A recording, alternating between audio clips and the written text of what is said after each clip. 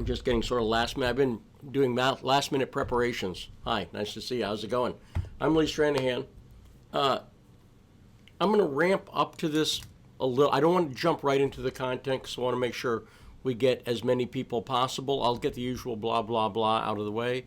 I am the founder of Citizen Journalism School. You can find out more about it at citizenjournalismschool.com. I show you how to do the kind of journalism that you're about to see tonight. Deeply researched, always accurate journalism. Not a conspiracy theorist, a conspiracy factist. And what I'm going to show you tonight is going to blow you away. And this is the kind of thing that, frankly, only a citizen journalist could do. I happen to have the good fortune to work for Russia. Now, the great thing about that is I host a radio show called Fault Lines with Nixon Stranahan every morning, 105.5 FM, AM 1390 in Washington, D.C., and we post podcast episodes. If you're not familiar with me, let's get that out of the way, because you'll see people like Dan Bongino, who, if you're on the right, has been lying to you, and I'll talk about that in a little bit. You'll see people like him say, well, he works for Russia. Yeah, duh. And Dan works for Fox. And you'll see why one's better to work for than the other tonight. You'll tonight, if you follow this whole Periscope, and I'm going to ask you to retweet this puppy, and it's not the first time I'm going to ask you. Let me just warn you up front, this is going to go at least an hour and a half, possibly 3, maybe 4 hours. I am just committed tonight to get this all out. I'm committed to get the entire big thing, and I'm going to use visual aids, like I want to be able to bring up web pages and diagrams and stuff like that. I've even done a special, should be, yeah, it's working there, a little me cam in the corner. I don't know if that's a good idea. I don't really know if you need to see me when the screen's up. I may turn it off at some points, but we're here for the long haul. And I'm also going to show you, let me just get a window over here. And I'm also going to show you these sorts of charts that I do that people seem to like as well, where I do sort of a mind map. See, this is one of those areas where the camera might be best off, but where I get out the relationships between different people. And we'll talk about that as well. Now, this could screw it up. Hang on. Boom. There we go. That worked. So we're going to be doing that. We're going to be showing you web pages. I'm going to go through in detail every single thing I'm going to tell you. If you follow me, then you know that I get upset or angry sometimes, but I don't get irrational, and I'm not overly hypey. With that in mind, this is the one they will Gary Webb me for. This right here, this podcast, this is going to be me getting the whole thing out. So download it and stick it on a thumb drive somewhere in a drawer where you think the police state that is now here in the United States won't be able to find it. And if you don't think we're in a police state right now, wake up and let's go over stuff. We're going to go over stuff for hours here because that's a pretty harsh statement to make. But I think you'll agree with me by the time the night is over. And it's not just going to be me talking, but I'm going to tell you, this is the one. This is the one. I need to get this whole thing out in a way that everybody understand it. So do me a favor again, please retweet this.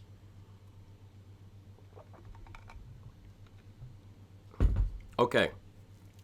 So, let's get it on. I've thought a lot about the way to explain this best to you.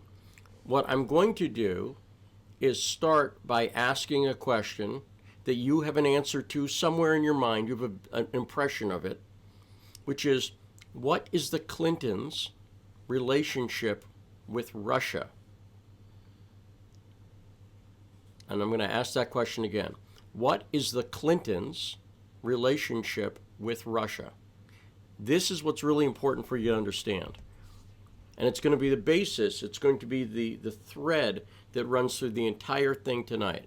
Because you're going to see that the answer to that question which we're going to lay out in detail, will get us into a whole bunch of areas going back to the 1800s, going forward to the 2016 election, and today. This takes us in a lot of areas. And were I to just talk through it, this is why we're going to have the screens, were I just to talk through it, I might seem a madman. You see? I might seem like a crazy person who is making stuff up and telling you a story that's so fantastic that you'll wonder why you haven't heard it before. You'll say to yourself, well, wait a second. This stuff he's showing me seems to be proven. And I'm going to say this again. I'm going to show you links here, but I want you to look this up for yourself. That's why we're going to take a while. Like I say, let's get this on. Let's settle this once and for all. This is a factual case I'm about to make. It is not a flight of fancy. And the thing that the elites who rule the world are petrified about is they know that all the facts are still out there. They haven't taken down all the videos yet as I record this, February 10th, still 2019. They haven't removed everything yet. Yes, they took down my entire YouTube channel, for which I won't even get into. 10 years of videos, 1,000 videos, including my reporting in Syria, on the Syrian, in Lebanon, on Syria. I did not go to Syria. In Lebanon, on Syria, blah, blah, blah, right? All gone. Videos I shot at Occupy Wall Street, all gone. At the Ford presidential campaign, stuff, gone. Videos of my kids, gone. And they've taken Roger Stone's Twitter, and that's significant because they took it before he was indicted. And the indictment references, and other lawsuits against him reference his Twitter feed, which you now can't look into for yourself. Have you noticed that? Okay. So let's go back again. And if I have to do this in two parts because there's a technical issue, I will. In fact, do me a favor. Like I say, we're here long haul. That's plugged in. Okay. I'm going to put on my phone Periscope in it. Just give me one sec.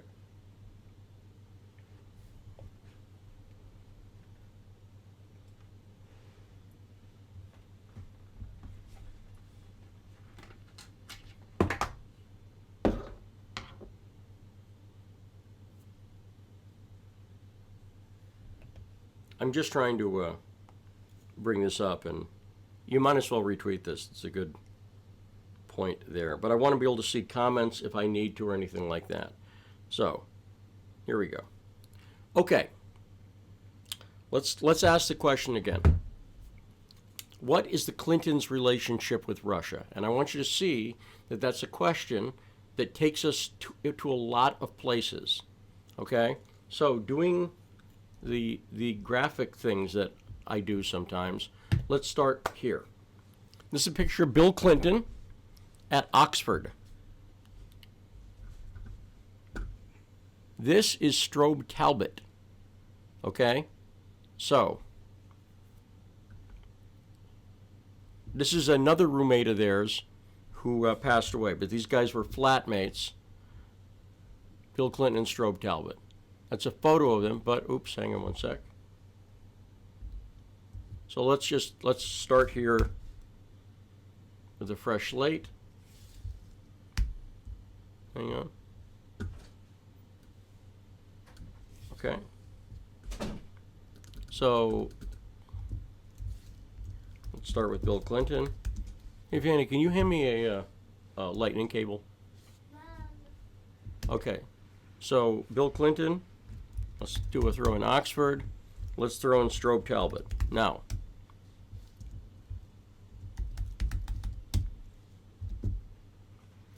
let's talk about. Hey, I'm in the middle of doing something. Okay. Hang on one sec. Okay. So, this is important because Strobe Talbot is a prime figure in the 2016 election scandal. He was one of the people being briefed by Christopher Steele. Okay? So just hold that thought in your head for a second. But we're going back to Oxford, to the picture I just showed you, to Bill Clinton. Why are we going back there? Because there are three periods that we're going to focus on when we talk about the fundamental question we're asking. What is the Clintons' relationship to Russia?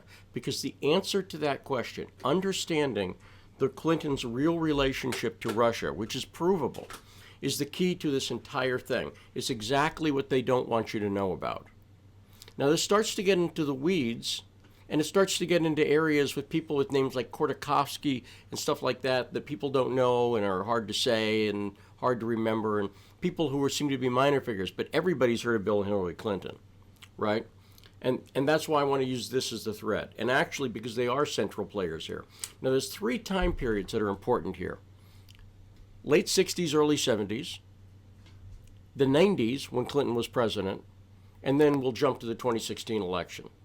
And what you're going to see is that there are players who fit into all of those periods. Okay, so let's flip over again for a second. Let's just talk about that. Because Strobe, by the way, whoops. Hang on.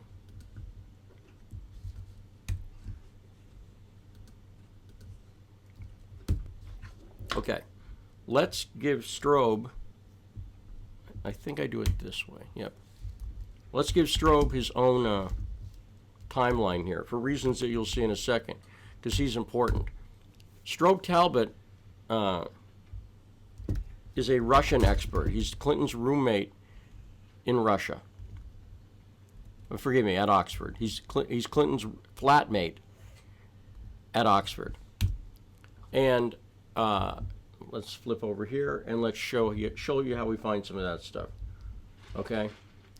There's a variety of ways to do it. I'll just do a simple web search here. You know what? I'm going to use Google, even though Google is evil. But I'm going to show you. You can find the stuff on Google still. Okay, so here we go. Here's Google. Yep. Okay, so let's just look up Bill Clinton, Strobe Talbot, Oxford. Boom. And you'll find this in any story of him. Foreign affairs journalist, road to Moscow. Bill Clinton's early activism. Here's a Free Republic story. Fact check. Bill Clinton was expelled from Oxford for rape. It's interesting that comes up so quickly, but okay. Bill Clinton's Russia hand, Oxford scholarship. Strobe Talbot's Fifth Estate, Washington Post. Let's go to the Washington Post. Let's go there. And by the way, you'll see Christopher Steele. By the way, you see there's not really a lot of stories on him, but here's one from a source that I like to show you sources the establishment can't dispute, like the New York Times and the Washington Post. Okay? So here's the thing about Strobe and at Yale, he appeared older than his classmates. Again, he's another Yale guy, more serious. And although he opposed the war in Vietnam and failed the decriminalization of marijuana, it's hard to imagine him. You know, I'm with him on those. On the barricades, and that's where I get very different, much less with the bong. Later, he confessed to a moral discomfort that bordered on guilt, right? But not off the squash courts and playing fields of Oxford. So here's where he goes to Oxford, right? And he's talking about his background, and it's going to get into, it should. Given that he and Bill Clinton have been friends since their days at Oxford, that's just one. There you go. But look it up. There's nothing controversial about this, okay? I hate ads, by the way.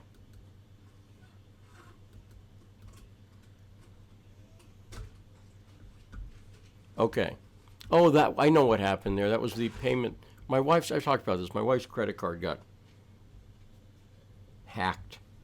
But anyway, okay.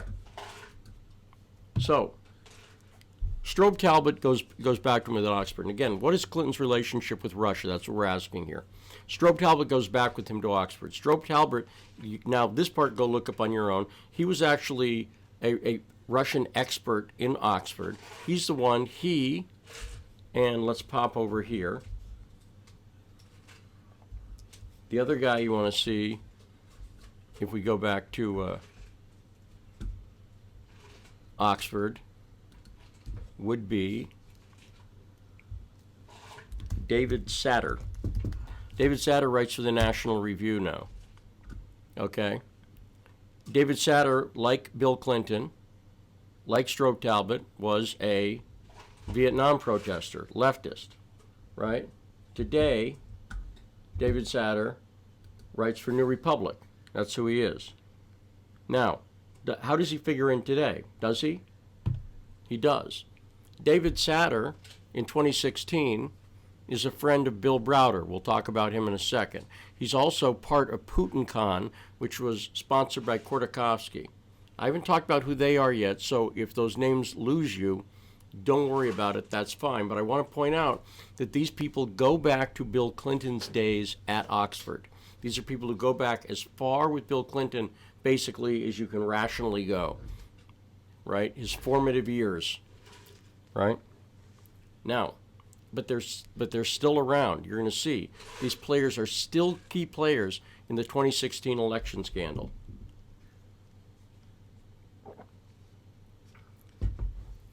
Furthermore, these players were key players during Bill Clinton's administration in the 90s. Okay? Strobe Talbott was part of the Bill Clinton administration in the 1990s. Okay? That, you know, we're going to talk about Jonathan Weiner later. Jonathan Weiner, part of the Bill Clinton administration. Let's do that here.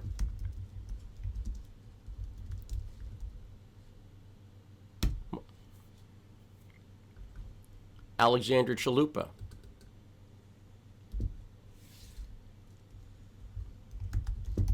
Was part of the Bill Clinton administration.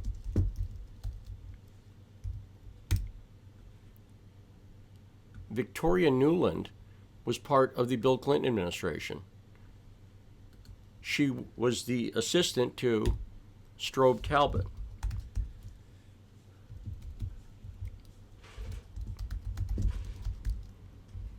By the way, Nuland is somebody who we could every one of these people we could very easily spin off. Weiner, I already have one, right? Nuland, let's spin her off for 1 second. I'll show you why. And this is about to bring me to an important conceptual point that I want to make, which is why this is going to get deep, kids. It's going to get deep, deep, deep. Victoria Nuland is married to Robert Kagan. And if you look into her resume, she's worked for two people, Strobe Talbott and Dick Cheney. Now, Robert Kagan is like the king of the neocons. He's one of the founding, most important people in the neocon movement. We'll talk about neocons and neoliberals a lot tonight. But you're starting to see it right here. Victoria Nuland, Dick Cheney, and Strobe Talbott. So,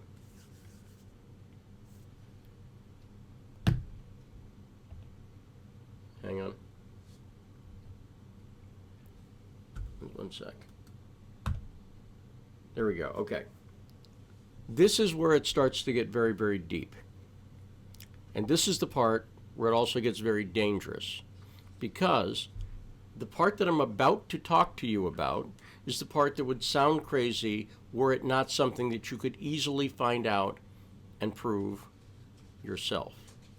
And this has to do with the fact that what you are dealing with here is a conspiracy of secret societies. That is, in fact, what you are dealing with here.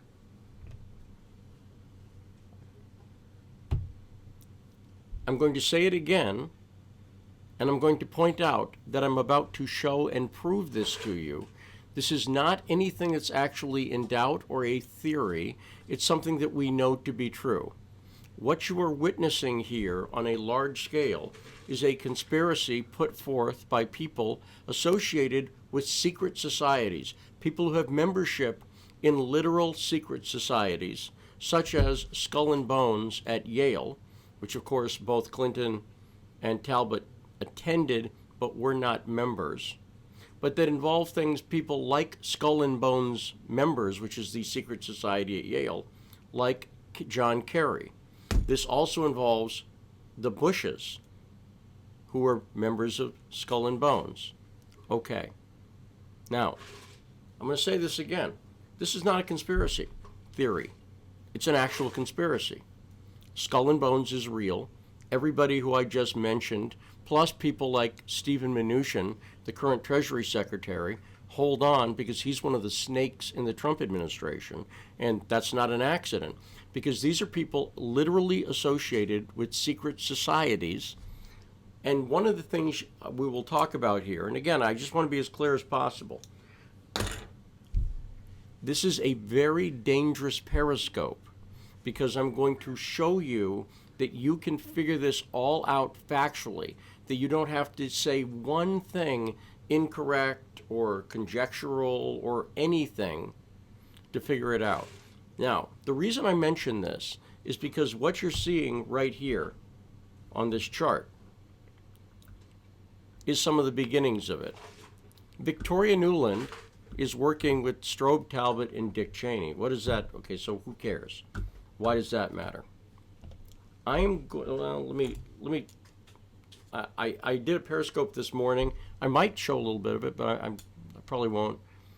Let me see. Hang on one sec. Let me try it, because it'll be worthwhile if I can do it.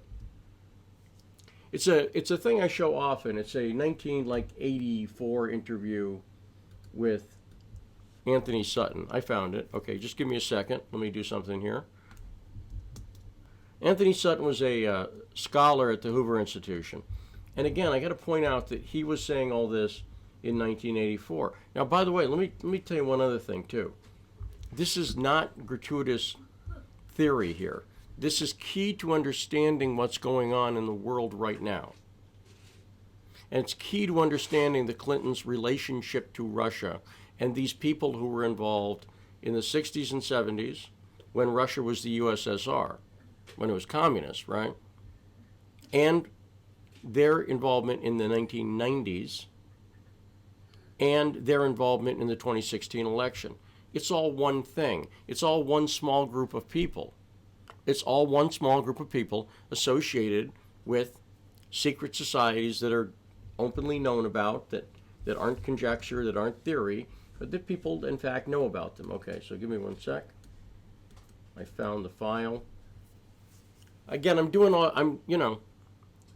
talking extemporaneously. I'm not looking at notes, and I'm doing video switching all at once. That's why this will be the Jerry Lewis telethon of Periscopes. Oh, by the way, the tremendous amount of work that I've done researching and bringing you the full, unvarnished, very dangerous, provable truth. We ask for donations. Some people think of it as begging, and I guess they don't understand what I do for a living and have done for a long time. It's not begging, it's busking. I put a lot of work into this.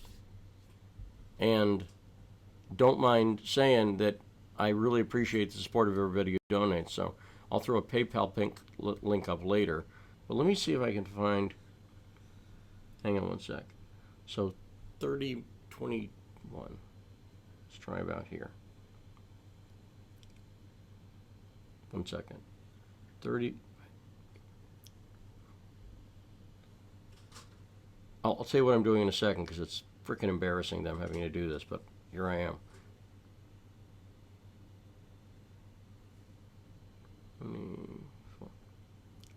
Here's what happened. I was watching this video today, and he said something about 8 minutes from the end, and I noted it, and I was like, oh, that's good, I got to get that. So now I'm scrubbing the video to try to remember what 8 minutes from the end would be forward, because I can't enter it backwards. I think I figured it out. I think. So let's bring up a clip here. Let's see what we got Anthony Sutton talking about here. He's talking about Skull and Bones. And again, this is in 1980 something, 3, it looks like, something like that. Could be 80. I really don't know the exact date. But this is before Clinton. This is before Kerry, right? This is before, and again, Kerry and Bush, well, I'll talk about that in a second, but let's see what he says here. Watch.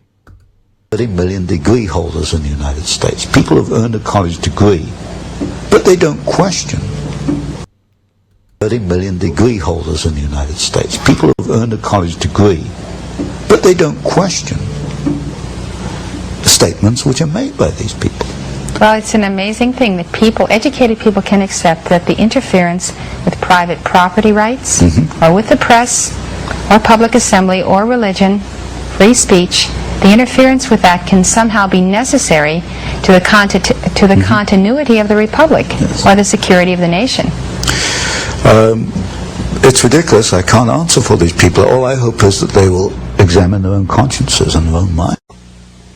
Well, Tony, I think that in conclusion, it's very important that we understand how you develop in your third book, which is about to come out, the development of conflict to produce war or peace at their choosing, and how that has worked, let's say, in Vietnam, or in the situations that are occurring today in the Middle East, where there is great conflict. How is the order managing the conflict we see on the globe today? Well, it's, as I mentioned before, basically it is using the Hegelian dialectic. You establish one side, then you establish the other side, then you bring them into conflict, then you manage that conflict. So you establish Soviet Union, you establish Hitler, you bring them into conflict, World War II. By managing the conflict, you can control the next decade or so. And as I mentioned, we built up the Soviet Union. We're building up their China today, communist China. We're even going to send them military technology. So by 1990, 2000, we've established the two sides. We bring them into conflict. Now tell me, why does Reagan go along with these agreements with Red China, which he just did, to supply this technology? He's not a member of the order. Why does he respond to its stimuli?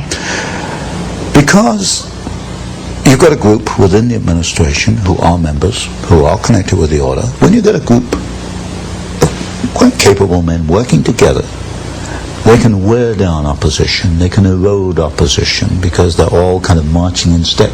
If you get 3 men marching in step, they can do more than 20 men marching to their own step. Do I make my point here? Mm-hmm. And there you have it. Now we're just at the beginning of this, but there you have it. There are secret societies. Skull and Bones is one of them. These groups at Oxford, we'll talk about in a little bit, are another. Cecil Rhodes, the Rhodes Scholarship. Bill Clinton was at Oxford on a Rhodes Scholarship. We'll talk about Cecil Rhodes in a second. It's all the same tactics. Let's look at that again. Let's look at the tactics. Let's create conflict. The other thing that they do is they create false choices. But what you'll see is people who are on the left and on the right. People like Victoria Nuland, who's central to this, worked for both. Do you understand? It's really important that you understand this point. You're going to see this over and over and over again here. What you're going to see is that this group of rich and powerful people connected to these secret societies and open societies of the elites, the people who meet at Davos, right? The secret ones are the Bilderberg meetings, which people know about now, but that are held in secret, right? We're going to talk about how these groups, the deep state is connected to these groups. The British intelligence agencies are connected to these groups. The U.S. intelligence agencies are connected to these groups. The birth of the CIA, when Harry Truman created the CIA in 1947, and its first role, its first job, the CIA's first job, was election interference in the Italian election.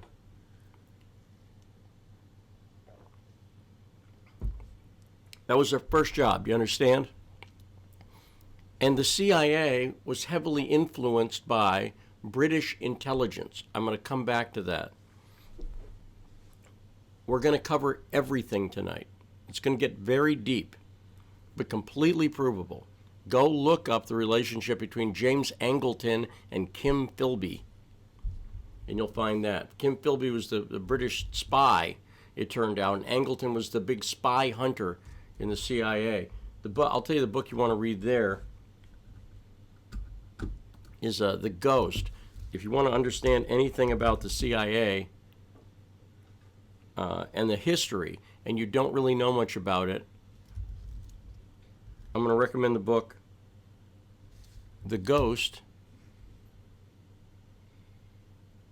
by Jefferson Morley. This book right here, hang on, I'll bring it up for you. This book, The Ghost, The Secret Life of CIA Spy Master James Angleton, is a quick, easy read, but it gives you a real sense of the history of the CIA. Because Angleton was there at the founding of the CIA when it came out of the OSS, you'll see that Angleton is literally part of the elites. All these CIA people, the people who formed the CIA, all part of the elite classes, all went to Ivy League schools and stuff like that. Artists, many of them artists and writers and poets. Angleton was a huge fan of, I want to say Ezra Pound. I could be wrong on my poet that I don't read much of, but I think it's Pound, but I forget. I could be wrong on that. But these are the elites, and that's who was there at the formation of the CIA. And if you want to really understand it, this book is very, very good. But I want to put in the context of what we're talking about that's going on here. What you saw Anthony Sutton talking about there is the creation of conflict. He's talking about it in the 80s, right? He's talking about it in the 80s. He doesn't know what's going to happen in the future, right? He's Anthony Sutton, not Doc Brown. But let's see if I can find this. Yep, hang on one sec. So, what, 10 years, 20 years, something like that? Years after Anthony Sutton says what you just saw, this happens. This happens. Remember this? You were both in Skull and Bones, the secret society. It's so secret we can't talk about it. What does that mean for America? The conspiracy theorists are going to go on. I'm sure they are. I don't know. I haven't seen the web. Number 322? First of all, he's not the nominee. And, look, I look Are forward... you prepared to lose? No, I'm not going to lose. You both were members of Skull and Bones, a secret society at Yale. What does that tell us?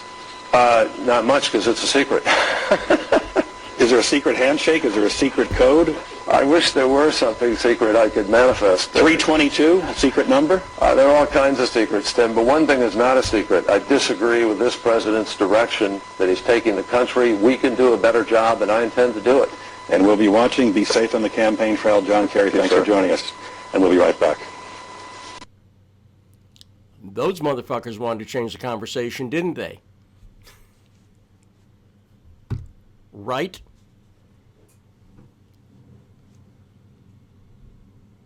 Years after Anthony Sutton, don't forget, before Anthony Sutton put his book out on the Order, before that came out, it was a rumored secret society. It had existed since the 1800s, but it was a rumored secret society. This is why they're terrified of you. This is why this right here, what we're doing, is what they're terrified. Because everything I'm showing you, if you sit there and start to look it up for yourself, you will go, oh my God, everything he's telling me is true.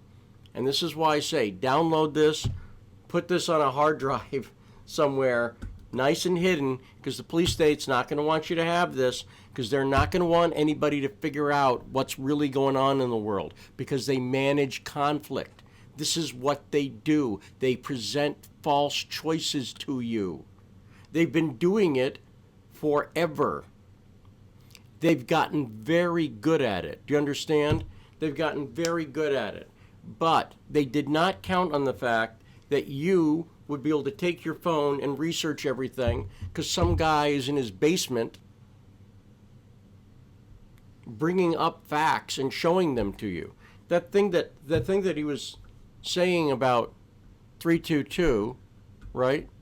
This, if we look at the whole Skull and Bones here, 322 is part of the Skull and Bones logo. That's not made up, right? That's the logo. That is the logo. See the 322?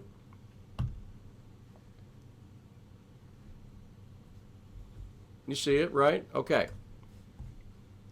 I'm going to give you a good mnemonic device to remember. When you see 322, it's managed conflict. And it's not just at this secret society. This is what the Bilderberger meetings, it's worldwide. Okay? This is the stuff that's easy to prove.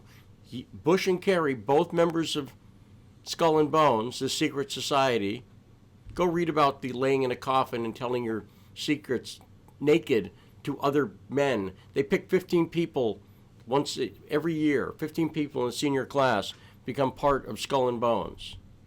People like Steve Mnuchin, who's the Secretary of Treasury right now under Trump, enforcing the Magnitsky sanctions, which will come up later. I'm telling you, we're doing everything tonight because it all ties in, and they are scared to death that you can prove it, and they don't want you to retweet this puppy. I know it's a little gratuitous, I know, but they don't. I mean it. I need a drink of water.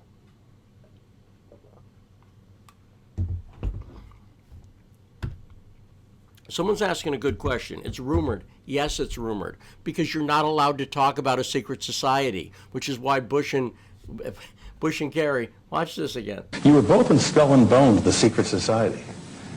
It's so secret we can't talk about it. What does that mean for America? Two guys, Bush and Kerry, both members of the same secret society. So the number 322, ready? It's a good mnemonic device to remember later when we talk about this. In the year 2006, go to a web browser, type in 2006 into any search engine, type in Senate Resolution 322, and sure enough, you will see a resolution that comes up. This is from the official congressional website, not me making this up.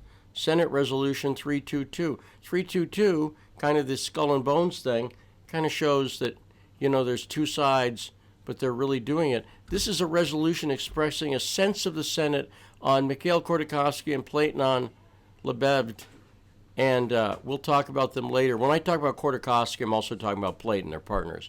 But I'm going to focus on Khodorkovsky, so you just have one name to remember. Who's behind this bill? 322 is the number of the bill. 322. And who is behind it? If we go to, where is it? There's a tab. Oh, there we go. Sponsored by Joe Biden. Sponsored by Joe Biden. And more on this bill. It had two co-sponsors. Oh, why are they making it difficult? I know it's here somewhere. Oh, you know what? It just occurred to me, maybe I know why they're making it difficult. It's possible I know why. I'm not going to waste time here. Go look it up. The two people who co-sponsored that bill, which coincidentally, just coincidentally, but it's a nice mnemonic device. Oops, hang on one second. I just did something very bad.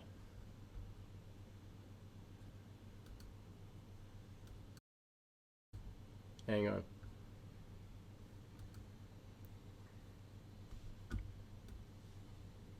I just did something weird with my screen. Hang on. Okay. 322, co-sponsored by, in 2006, Barack Obama and John McCain. So, in 2004, you had the choice between Kerry and Bush, right? Both members of Skull and Bones. In 2006, you had the choice between John McCain and Barack Obama, both sponsors of Khodorkovsky. Why is that important? Because Khodorkovsky's tied into all of these people, including George. Well, let me wait. I'm gonna get you. I'll get you there. Okay, but I'll just put a pin in it. You're going to see that Khodorkovsky, the guy that's supported by both the presidential candidates in 2006, the choices, McCain and Obama, was also on the advisory board of the Carlyle Group. And if you know anything about the Bush family politically, you know who the Carlyle Group is. And now you're starting to see generations of people. It's these groups of people, a loose association of millionaires and billionaires, mostly billionaires, trillionaires, and monarchy, and oil companies and royalty behind all of this. Behind all of this. This is what you're seeing right now. The world you live in right now is controlled by people who are part of secret societies and groups that meet privately. That's the elites. And they run things more than the people you think you're electing.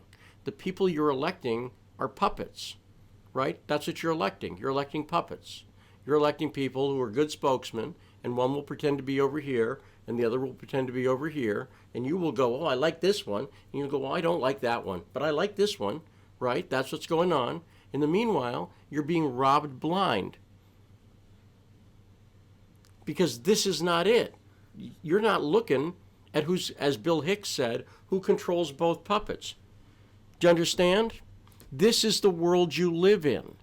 And it has created a web of propaganda devices, all of which are connected, that seem to be the media. And so when you look at the story now, that part of the reason I'm doing this is I told you we're going to get into today as well. Why is John Solomon misdirecting the president? Why doesn't the president know what's going on? Because President Trump stumbled into this hornet's nest of secret societies that are not, they don't see right or left. They're all part of the same thing. Do you understand? Are you starting, is this starting to make some sense to you?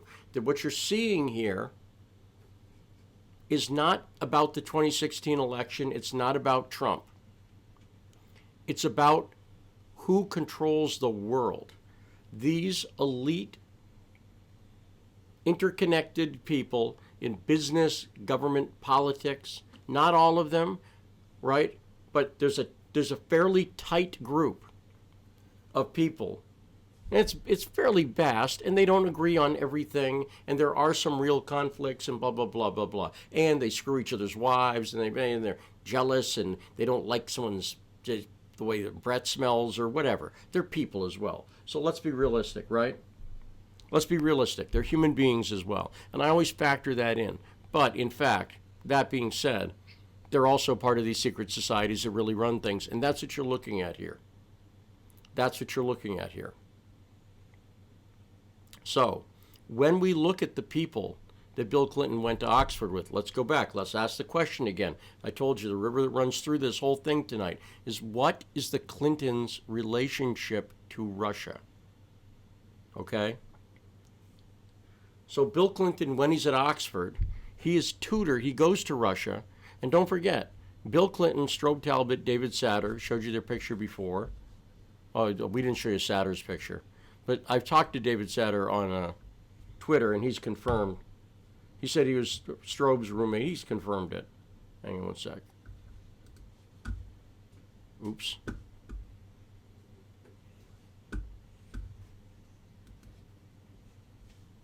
Hang on one second. See, I'm hitting something, and it's not doing what I want. There we go. So there's Strobe, okay? So that's Strobe Talbot.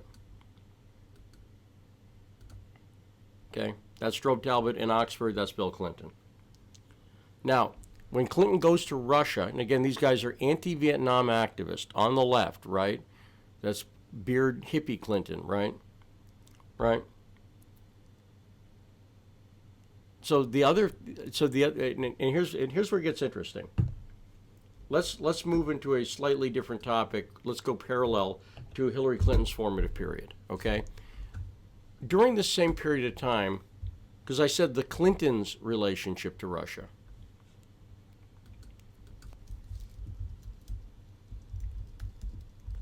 Hillary Clinton was going to school at Brandeis, I believe, is where she got her M.A.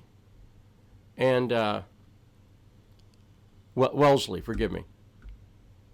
I don't know why I guess I know why, but I wasn't ever going to go to either one of those. So Wellesley and Brandeis, whatever, all the same to me. Maybe it was Angela Davis who went to Brandeis. Maybe that's who it is. Anyway, here's Hillary Clinton's senior thesis. Her senior thesis at Wellesley is an analysis of the Alinsky model. This is her 1969 senior thesis at Wellesley. It was about Saul Alinsky. Now, she would maintain a relationship with Saul Alinsky, who she interviewed for this thesis, long after that. And not long, because he didn't live that long, but long enough. Pretty much as long as you could, I guess. Hang on one second. So my computer gets a little laggy, too, with everything going on.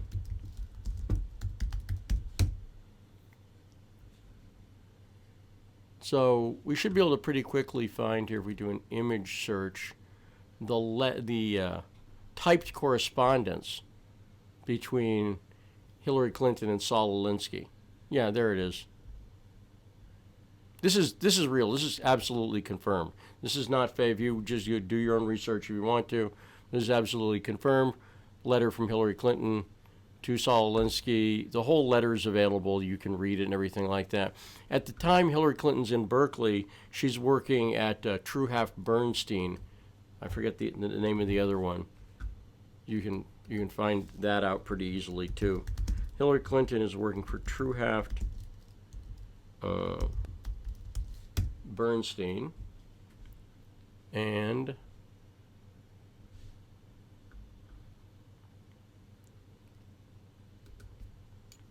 again, none of this is speculation. It's important. I'm going to explain why this is important, because it's important to understanding the relationship of what's going on here. Yeah, Doris Walker, Truhaft Walker Bernstein. I always forget Walker. But anyway, there's hippie Hillary, right? It's so awesome, right? And these are the hardcore communists who she worked for. Now, let's pause here for a moment.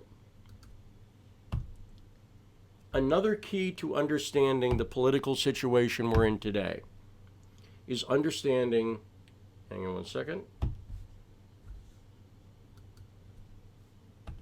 Okay, so another key to understanding the political situation today, we have these secret societies and all that stuff we talked about. But you also have to understand that the methods of these societies, although it wouldn't seem like the radicals and the establishment, right, would get along, in fact, they do. And understanding how the Clintons and why the Clintons sold out, as so many people did, is key to understanding it. But again, I'm going to tell you, a lot of what you think you know is based on the fact that what I said before, you are living in a propaganda society where you're manipulated by the elite message and power every day. That's why there aren't investigative reports on any of this stuff. Every day you've been lied to. Your entire life you've been lied to. Your entire life. Everything you've been told about the way things really work and elections and democracy, it's all bullshit. Eisenhower warned you about it. Truman warned you about it. If we go back to the day they killed Kennedy, that could be the pivotal moment in this whole story. But the situation we're in now is that the narratives about Bill and Hillary Clinton, you can find out the facts, but they've been strongly influenced by the two things you're looking at here. Not that pop-up ad. That's not one of them. It was pretty dramatic. Then suddenly there's a freaking pop-up ad. Jeez. But it's two things. It's Hillary Clinton's radical communist nature and her friendship with Saul Alinsky. Okay? Really important to ever understand two things going on here. So, what's interesting about this is, and again, we're doing an absolutely marathon Periscope here, telling you the truth about what's going on in the world. This is the big one. It is going to be, I'm not nearly done. We got a lot more to come, and it's very frightening. Hang on. Do me a favor, retweet this.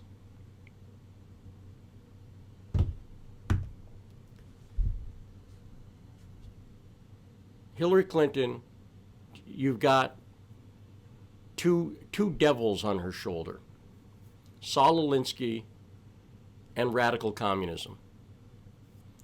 And in a lot of ways, she and many of the other radicals who sold out chose both. Now, the importance of Alinsky is significant because Saul Alinsky is a guy who, again, this is not just somebody Hillary Clinton read. She was corresponding with him. They were friendly. She knows and understands Alinsky. And let me explain what I know and understand about Alinsky and his importance. Alinsky came at a time of radicalism in this country where groups like the hippies and the yippies and the Weather Underground, not the hippies were a group exactly, but the yippie movement was, Jerry Rubin, the yippie movement, that's a real specific movement, and so is the Weather Underground, and so is the Students for a Democratic Society. And it was all scruffy-looking college students. And those scruffy-looking college students hated Saul Alinsky. They agreed with him ideologically. They were all hard leftists. They were all very hard leftists. And they were being influenced at the time by philosophers, the French philosophers, and also the Frankfurt School. People like Herbert Marcuse, who was the mentor. I'll just show you this real quick. I want you to understand the times clearly. I'm going to look up Angela Davis. Angela Davis, of course, was still involved in the 2016 election. She was one of the speakers at the Women's March the day after the inauguration. Angela Davis, weapon she used, I'll show you that in a second, but I want you to understand how deep this goes and what the real things are. This is Angela Davis and Herbert Marcuse. Herbert Marcuse was part of the Frankfurt School. This is a group of communists in Germany who communism wasn't catching on the way they thought it would. And the Frankfurt School created what has been come to have known as cultural Marxism. But essentially their view was that you weren't going to get communism necessarily through the classes uprising. That part hadn't worked out particularly well, so that you would use culture. You would take control of education. You would take control of the media. You would take control of art, right? And this is significant to understanding what's going on today. Angela Davis was a black radical. She was raised in upper middle class upbringing in Mississippi. She went to Brandeis, which is where Marcuse was teaching. Marcuse was one of a couple of the people from the Frankfurt School who came over after World War II and were directly working with our government, by the way. Again, these are hardcore communists. And Marcuse is also was the philosopher of the left. Marcuse, and by the way, you want to start to understand some of the gender stuff and everything that's going on right now? A little confused by it?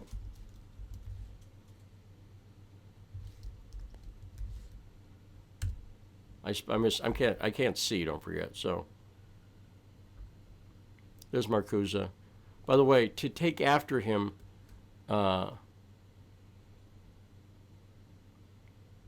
see Eros and Civilization. Herbert Marcuse may not look like a get down kind of guy, but he wrote a lot about sex, and he wrote an essay on polymorphous perversity. If any phrase sort of sums up the nature of right now, I would say it's that phrase. There we go. Am I right? I think I'm right. And I'm not a prude at all, but I'm just saying that's what's going on. I want you to understand there's a deep intellectual tradition here, which is how the elites work, because this stuff is spread through Ivy League. Don't forget who you got at the Ivy League. You've got the elites and you've got the radicals, but they've come together, and that's where Alinsky comes in. You have to understand this. Alinsky comes in because Alinsky said, "Oh, I agree with you hippies, but shave your frickin' beard, cut your damn hair, and put on a suit." You understand? That was Alinsky's message. Read Rules for Radicals. That's what he was telling people. You're not doing it right. And he also put up the rules for modern organizations. So, if we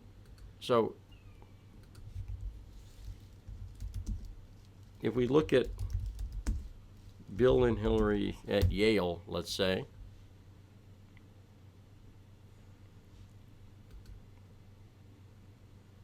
right?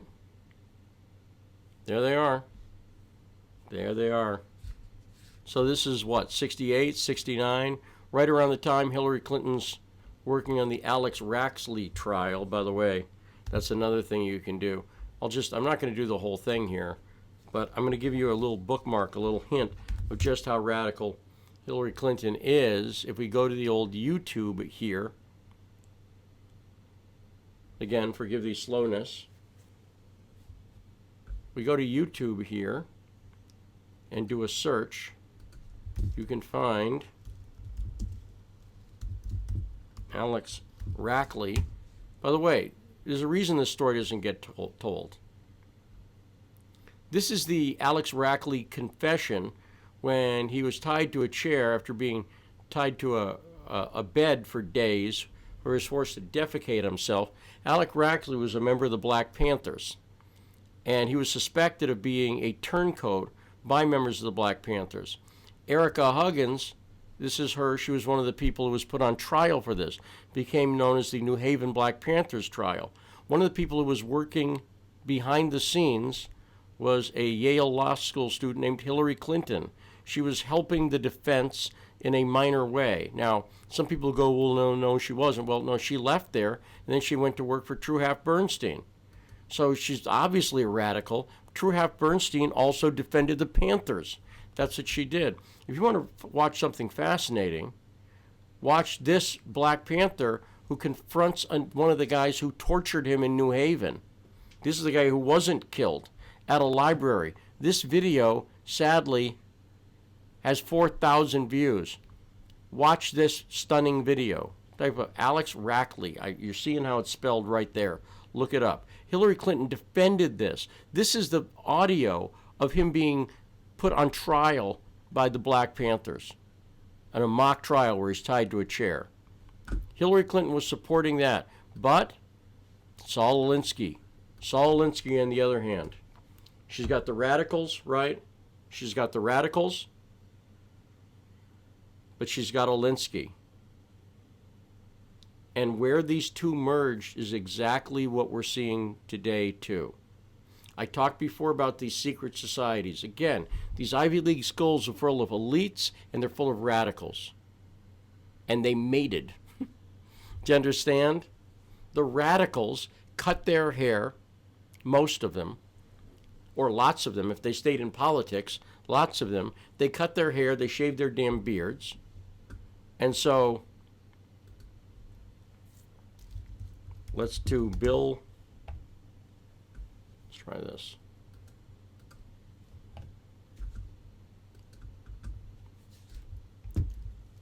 Let's do Bill, Hillary. I hate spelling the word governor. I always misspell it.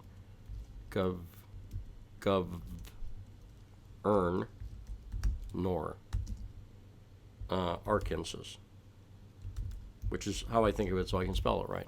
So, whoops, and I can't even type it right. Again, you got to forgive me. I really am literally legally blind, so it's hard for me to see. Okay, so we go from what we just saw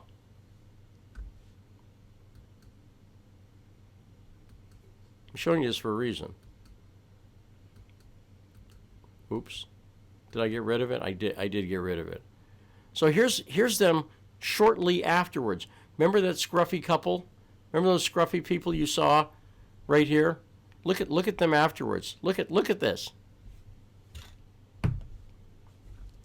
They stayed radicals, but they followed Saul Alinsky's advice. Now, they figured out how to get power. They figured out how to get power. Now, I'm going to tell you how to be as smart about this stuff as Bill Clinton. Ready? And by the way, let me point out that everything I'm showing you, again, you can go through and see it yourself. But this is years of research on my part. It has taken me, this is basically everything I'm laying out tonight. This is not a lot, the newer stuff is new. But I spent, weeks at the Oakland Public Library going through microfilm of newspapers. I have them on my computer. I got to put all this stuff out again. This is why they're going to take it out, because you can confirm all this. But this is a lot of work. And do you know why I had to go through this work? Because the history's been hidden from you largely. These stories that I'm telling you, they're hard to track down. I'm showing you how to do it. But these are not the stories that you get told.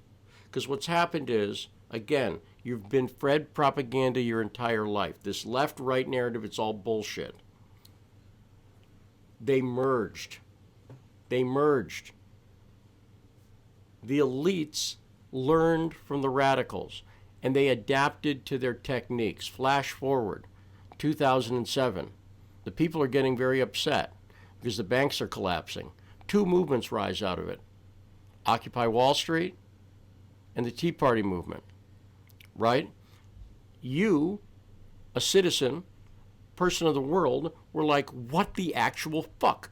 We trusted these people. We thought they knew what was going on. And suddenly my mortgages, I don't have a pension anymore, and the whole economy's collapsing because these assholes, surely someone's going to go to jail for that, but no one is going to go to jail for that, you see? Because that's who's really running things. But two movements struck up because they've put this artificial left-right barrier on you. They don't care about left or right. They don't give a fuck about left or right. They don't care about socialism or capitalism. If Donald Trump goes up there and talks about socialism and everyone goes, yay, yay, yay, they don't. This just shows how naive he is.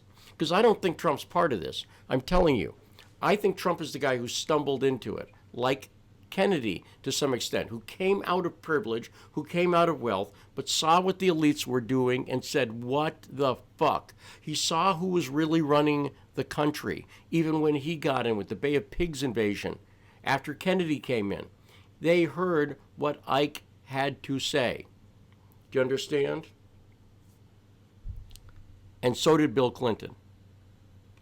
I'll mention this, I am a Christian, and I believe in good and evil. Okay? You don't have to be. You don't have to believe that, but I want to lay out where I believe.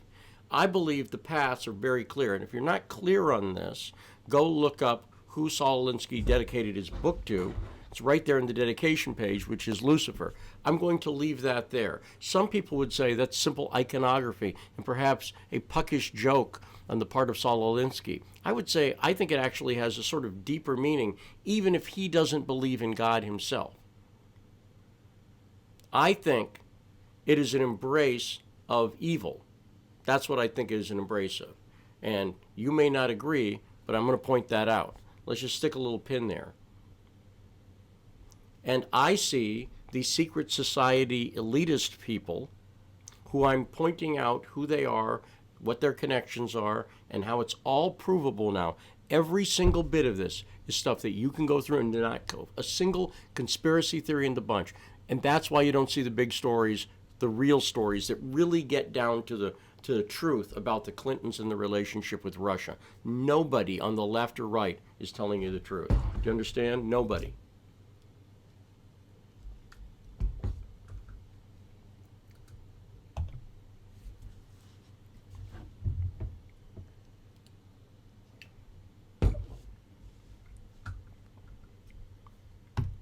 So what happened with the Clintons?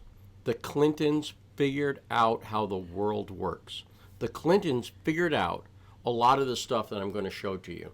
And they figured it out because they were dealing with people like Alinsky, who saw that you can bring radicalism and organization. And the elites took note of what Alinsky was doing with the unions in Chicago. Back of the yards, the movement he started there. And the elites, which already had their own power structures in place, especially after World War I, which the elites dragged the world into. That was a setup.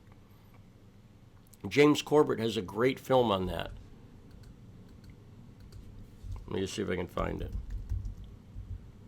You can watch on YouTube. Let me see if I can find it. I'm going to get deep enough where I'm mentioning it to you. Yeah, here we go. I'm just going to mention this to you. Watch this. Watch this video. The World War I conspiracy. Very good. 30 minutes.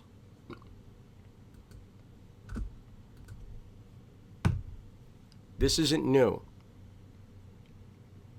I don't know how old you are. I'm 53. You've been lied to your whole life. I can safely say that. I don't know. Maybe if there's someone who's like 96 on here, maybe you haven't been lied to your whole life. Maybe the first 2-3 years before World War II. But World War I, I mean. Maybe. No, you have to be 100 years old. I can safely say you've been lied to your whole life. You see? This World War I stuff's very important because when you look into it, it was started by the people like Cecil Rhodes. Remember I mentioned him before? The Rhodes Scholarship was named after him. And he's the one who colonized Africa, South Africa specifically, and started the De Beers Diamond Company. He is where a lot of this stuff came from. Does this sound like crazy conspiracy theory? Why is Lee talking about Cecil Rhodes? Why am I saying, now here's what it is. Do you know who knows all of this? Bill Clinton does. Bill Clinton does.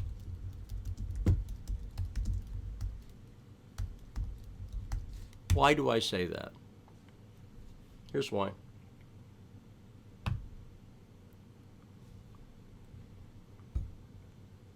Hang on. Here's Bill Clinton's. One second. I'm going to find this on my computer so I can show it to you.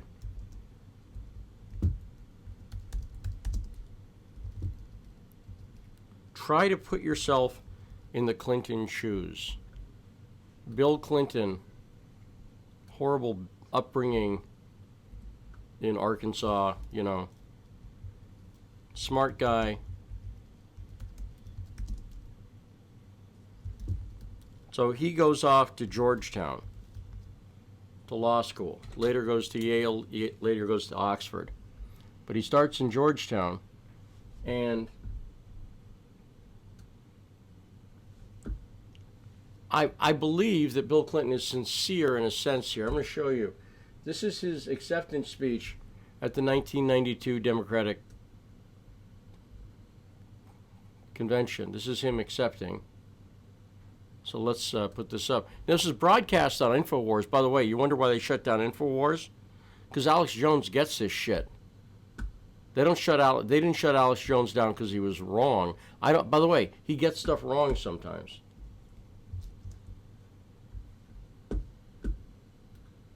I think I'm a little calmer and more rational than Alex.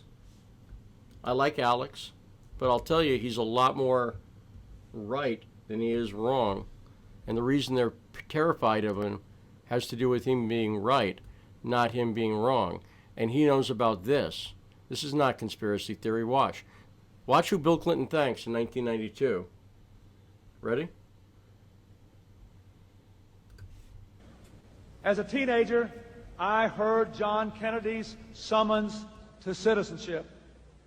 And then, as a student at Georgetown, I heard that call clarified by a professor named Carroll Quigley, who said to us that America was the greatest nation in history because our people had always believed in two things: that tomorrow can be better than today, and that every one of us has a personal, moral responsibility to make it so. As a teenager, I heard John Kennedy's summons to citizenship. And then, as a student at Georgetown, I heard that call clarified by a professor named Carroll Quigley, who said to us that America was the greatest nation in history. There you go. That's Bill Clinton. Whoops. Let me kill that. Wait 1 sec. What? I got an extra camera on. Hang on.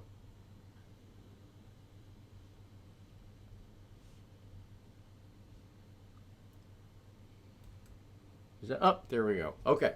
Sorry about that. So, that's Bill Clinton talking about Carroll Quigley. Who's Carroll Quigley?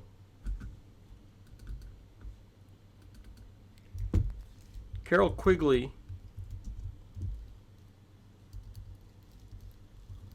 was a professor at Georgetown for a long time. And he wrote a few books that exposed this secret order. Okay? So you just heard him mentioning it. And one of the key works was Tragedy and Hope. He also wrote a book on the Anglo-American establishment.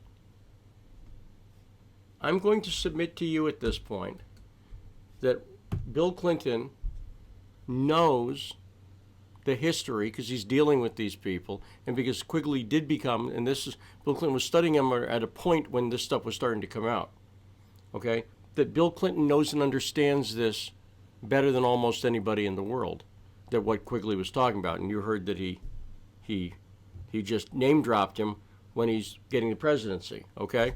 So, when he's getting the nomination to be the president in 1992, he mentions Carroll Quigley. Most people don't know who Carroll Quigley is. Alex Jones does. Tragedy and Hope, you can find both these books online, A History of the World in Our Time.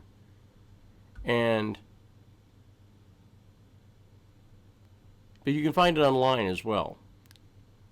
Okay? This one here, the Anglo-American establishment.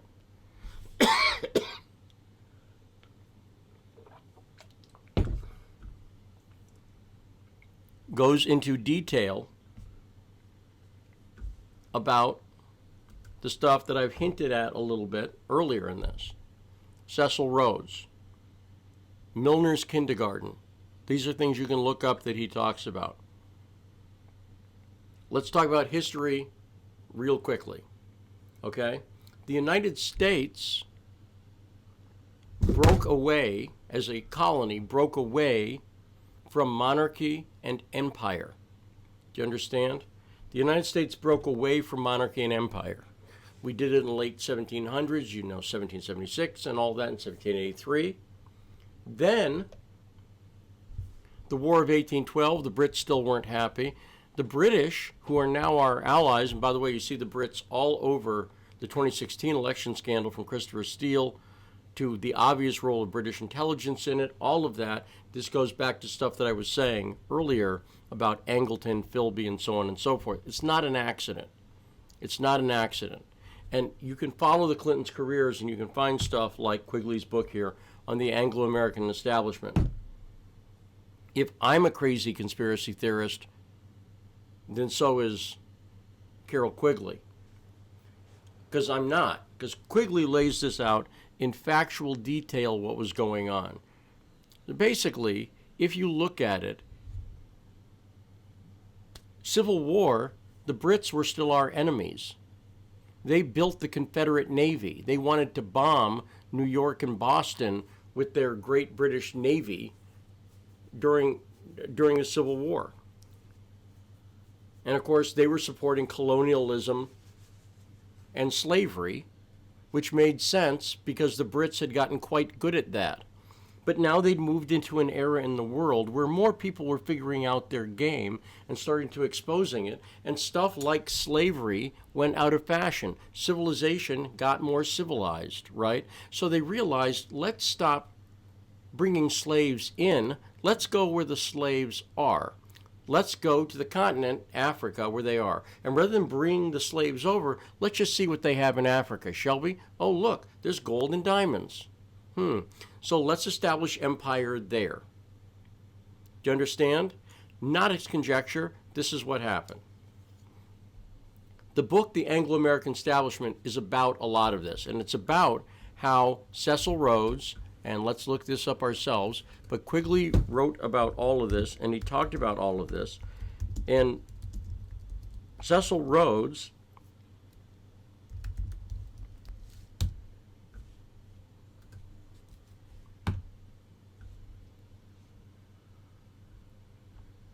The Secret Society. Let's look up, here's a book about it. The Atlantean Conspiracy, Cecil Rhodes Roundtable Groups. I put this up, right? Secret Society, how a 19th century politician planned. But so there's none of this is conjecture. None of this is conjecture. Okay?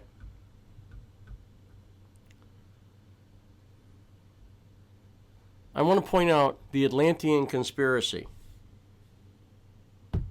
Okay. If you look at a lot of what's going on in the 2016 election, you'll see the Atlantic Council runs all the way through to it. And the Atlantic Council, if you look into them, are a function of NATO, which believes in Atlanticism, which is exactly the same philosophy that Cecil Rhodes, creator of the Rhodes Scholarship, Rhodesia is named after him, set up the De Beers Diamond Company, helped the British establish empire, and in his wills talked about secret society. He talked about starting a secret society.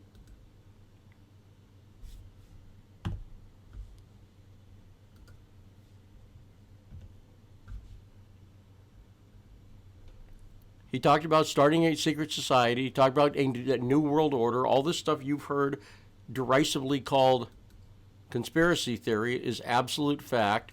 The thing that they're afraid of is now you can look it up for yourself and see it. This is what they're frightened of now. So you'll see he lays out the whole thing here, right? I'm not saying, I haven't read this book, so I'm not good. There's a zillion, you can find articles on it. Furthermore, if you go to YouTube, you'll find an interview with Quigley, and he talks about it as well. Okay. It is not an accident or coincidence that this same philosophy of Atlanticism is the underlying thing behind the Atlantic Council. This underlying thing of Atlanticism is the power elite that runs the world right now. That's who runs the world, provably connected to secret societies that were formed in the 1800s. By the way, this is around the same time Skull and Bones was formed in the U.S., too. Right around that same time period, the 1800s. It goes back a long way, right? So here's what I'm saying. Bill Clinton sees this, sees what Quigley's talking about, and decides that's what I'm going to do. And together with Hillary Clinton, with the Alinsky influence of keep your radicalism, but cut your hair, put on a suit, play within the system, this sums up the political system that we have in this country today. It's been run by dynasties connected to secret societies, the Bushes and the Clintons. Not everyone's in the secret society. Clinton himself is not a member of Skull and Bones, right? He was introduced to the world for the Council of Foreign Relations, which was formed after World War I, right after World War I, which we were dragged into by these secret societies. Hang on.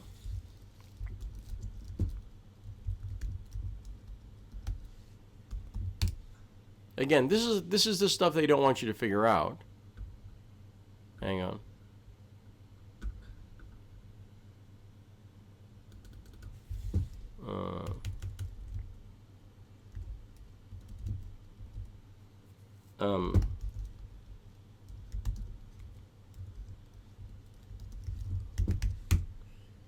I'm just mistyping something. Hang on. It'll be more interesting if you watch me mistype. Give me a sec. Do me a favor, retweet this. I told you it's the mother of all periscopes on this. We're covering everything. Okay. Here's a phrase, if we had real journalism in this country, you would understand.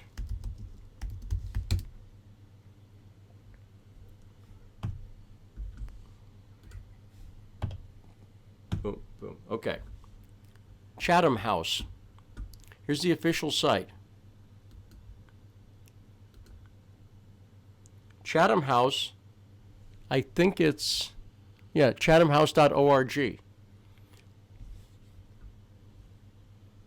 This is the official site, as you can see, of the Royal Institute of International Affairs. The Royal Institute of International Affairs was created after World War I, after the Treaty of Versailles. Okay? The American equivalent was formed a year or two later, called the Council on Foreign Relations. You're looking at their actual website, not a conspiracy theorist site. Chatham House rules are applied at the Bilderberg meetings. What are Chatham House rules? Where would I get such a crazy thing? Well, if we actually look up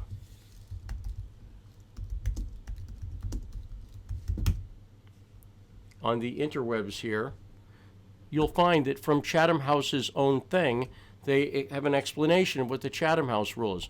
Again, not conspiracy theory. It's all right out in the open. The rule originated at Chatham House with the aim of encouraging openness of discussion and facilitating sharing of information. The Chatham House rule reads as follows. When a meeting or part thereof is held under Chatham House rule, participants are free to use the information received, but neither the identity nor the affiliation of the speaker, nor that of any other participant, may be revealed. This is from their own flippin' website. This is the rule of these secret societies. You can use it if you're in the room. By the way, you're not going to get in that room. Do you understand? There's a small group of people, a few hundred people who get in those rooms. You ain't one of them. You're not one of them. When the Bilderberg meetings happen every year, again, that used to be a conspiracy theory. Now people go, oh, gee, I guess we're admitting it. The Chatham House rule is in effect. In full effect. Yo diggity. It is. Not sure on that? Again, they're petrified that you're going to figure this all out. They're petrified that I'm not a screaming, ranting guy telling this to you, but I'm showing it to you. I know it's a little slower. I know it is. But I want you to see that what I'm talking about here is real. Chatham House rule. Again, a word I always misspell. Let's see if it comes up here. Bilderberg Oath of Silence, the Chatham House rule, right? Talk about the Bilderberg meeting. Here's a Wikipedia article. It's under the Chatham House rule. This is how the world works. Do you understand? The world works under Chatham House rule. The first rule of Fight Club, don't talk about Fight Club.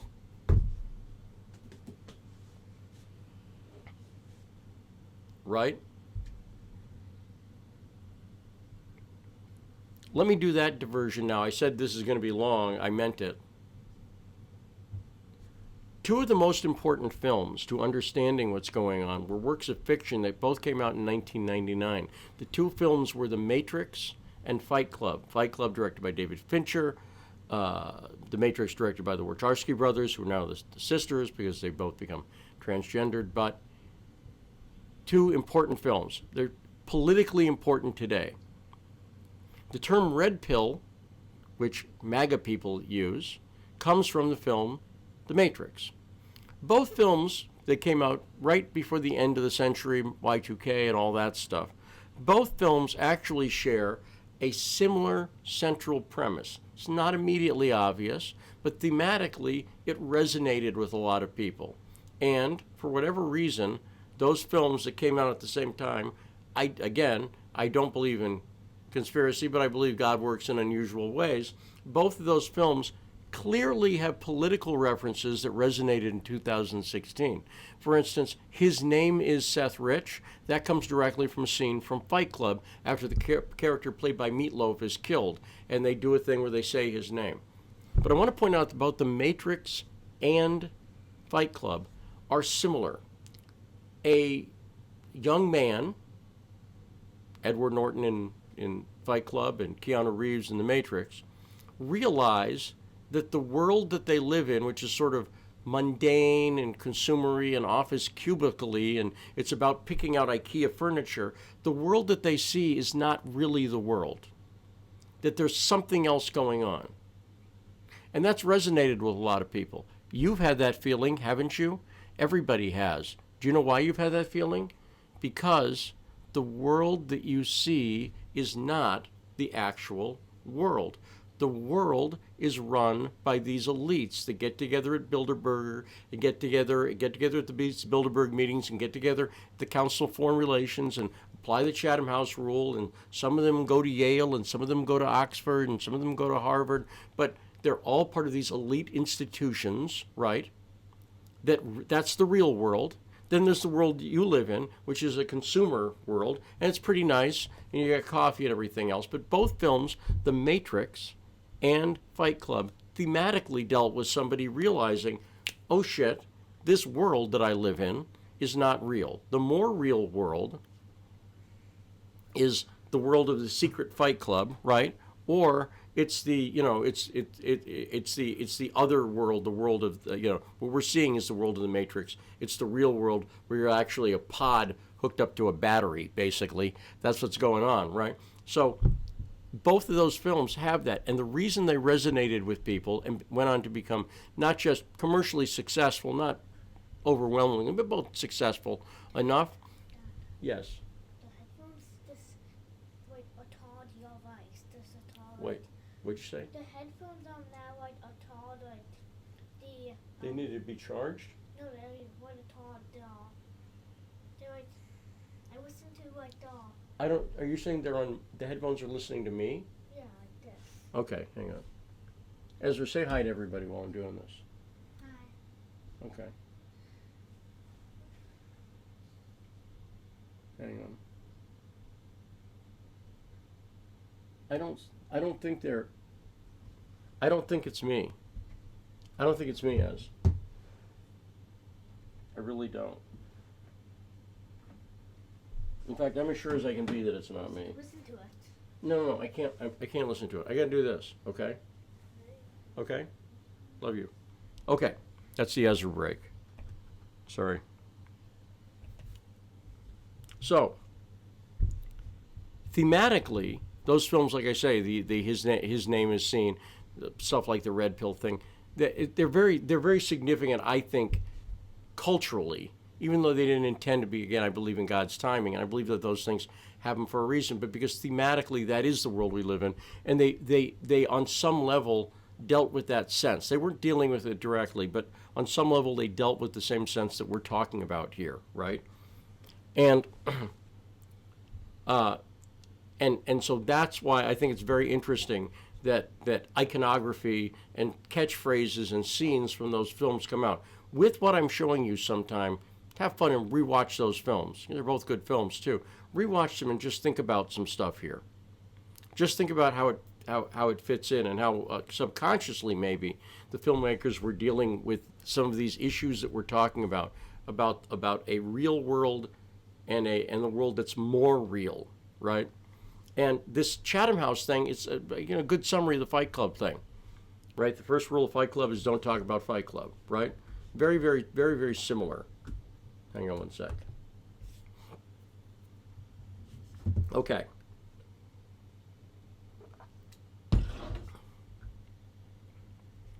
I go into this, but I remind you, the central question we're asking is, what is the Clintons' relationship to Russia? Now, we showed you that through Oxford and everything like that, Bill Clinton is roommates with Strobe Talbot and friends with Strobe Talbot's one-time roommate, David Satter. By the way, Strobe Talbot on the left, David Satter now writes for National Review, right? That's who he writes for. Once again, it's that here's the left, here's the right, here's the two puppets. Do you understand? You see this over and over with these people. Once you see it, you can't not see it. You can't unsee it. Once you see it, you see it's not a coincidence that these people, it's not a coincidence that Victoria Nuland worked for Strobe Talbot and Dick Cheney. They're on the same frickin' team. Do you understand? These are the people who really run things. The illusion is that they're different. I'll say that again. The illusion is that they're different. The reality is that they are on the same team. Does that make sense? I got to get some more water. Hey, Ez, do me a favor.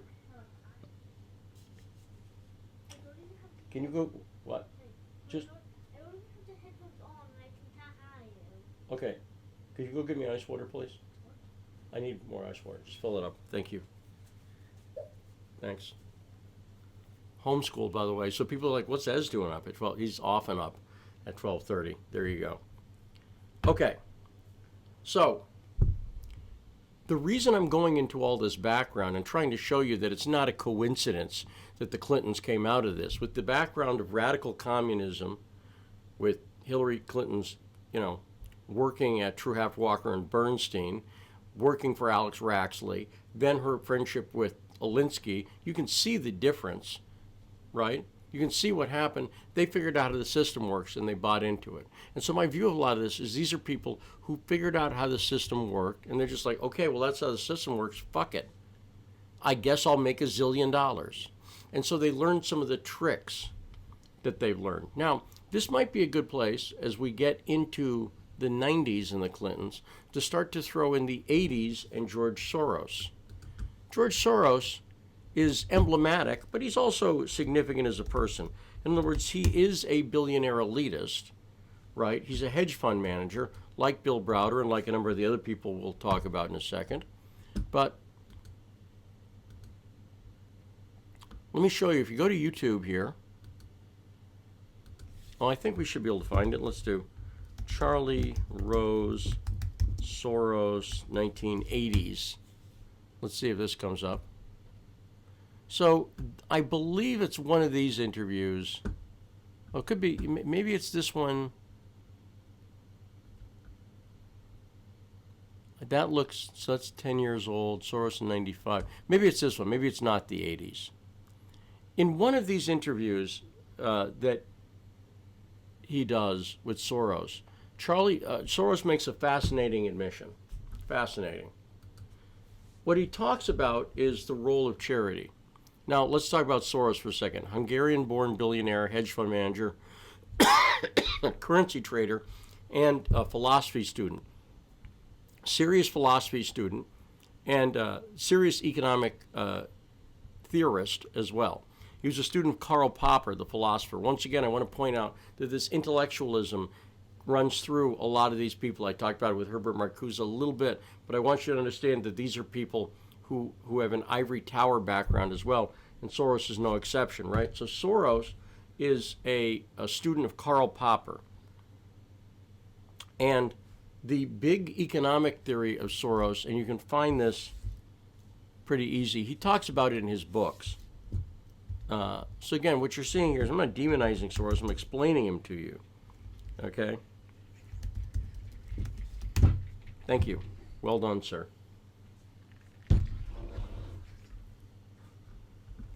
Okay? So hang on. There we go.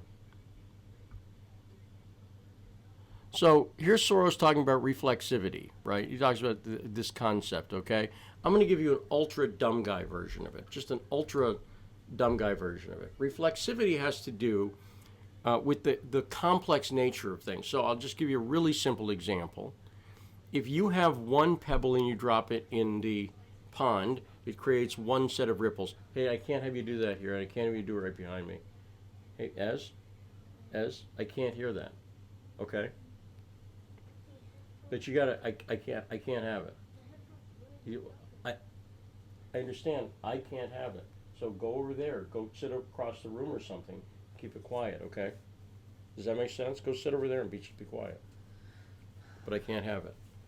So, I don't want you to not be able to hear it, but I just can't do that. Or find the earbuds. Okay, so what reflexivity has to do with is basically that if you have two pebbles, the vibrations get much more complex. They start bouncing off of each other. Again, real super dumb guy thing. And Soros's point economically is that effects don't just have one set of effects, they have a multiple set of effects, and those effects affect other things. And so this directly affects something that Soros realized, which is if you put a tremendous amount of money into something, the way to control it is not to control one set of pebbles. Does that make sense? Because they're going to bounce back. The way to control it is to control both sets of pebbles. Okay?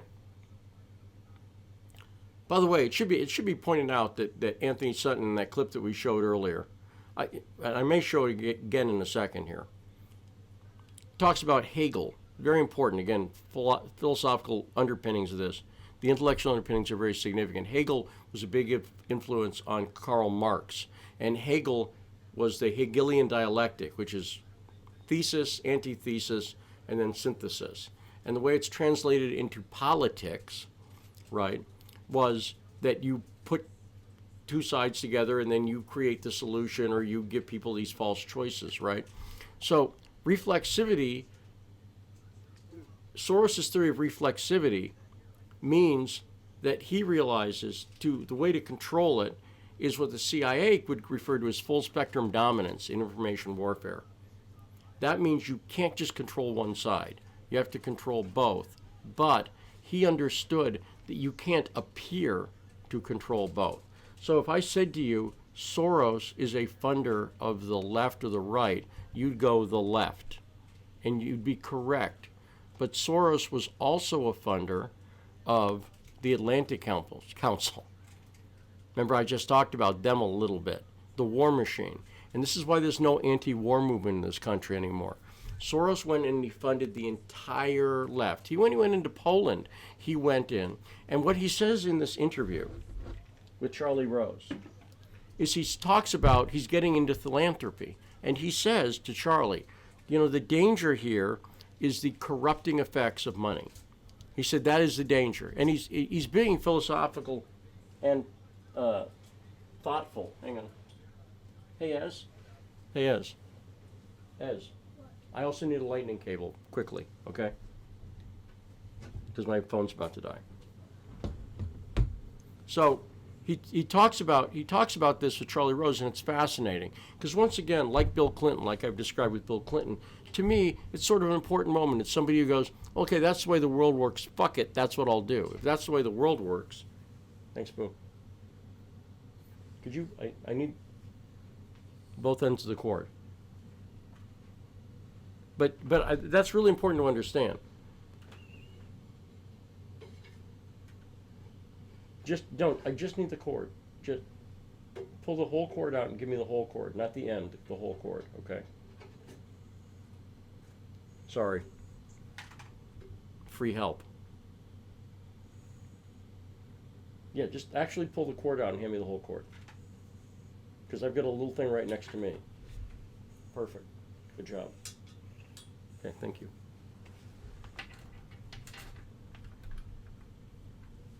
My phone's completely about to die, that's why I need you to do that. Because we don't want it to die. Okay, there we go. Sorry about that, everybody. Thank you. Okay, so it's important to understand because when Soros first went into some countries, like Poland, for instance, he would basically buy every group. You can go look that up and you can see. He would just write checks to everybody. He's more or less done the same thing with the American left. But you got to understand that whole left-right thing is an illusion. At the end of the day, these people are smoking cigars together. Soros is at Davos. He's a hedge fund manager, right? He is an arch capitalist. In fact, the guy is an arch capitalist, but he understands how the game works and has worked since Cecil Rhodes and Milner's Playground and all those people that Quigley knew about. Soros understood how it works, and one of the ways it works is through foundations, charitable tax-exempt foundations, right? And 501c3s and think tanks. That's who runs the world. That's who runs the town right across Potomac from me where I work every day. That's who runs the world. It's the think tanks. Do you understand? And Soros understood this. Soros got that. And he funded civil society groups, or NGOs, right? This became his thing. And he would fund them massively. And then when Ukraine happened, he funded a group called International Renaissance.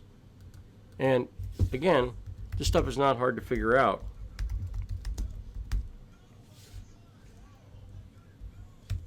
Hang on, just show it to you here.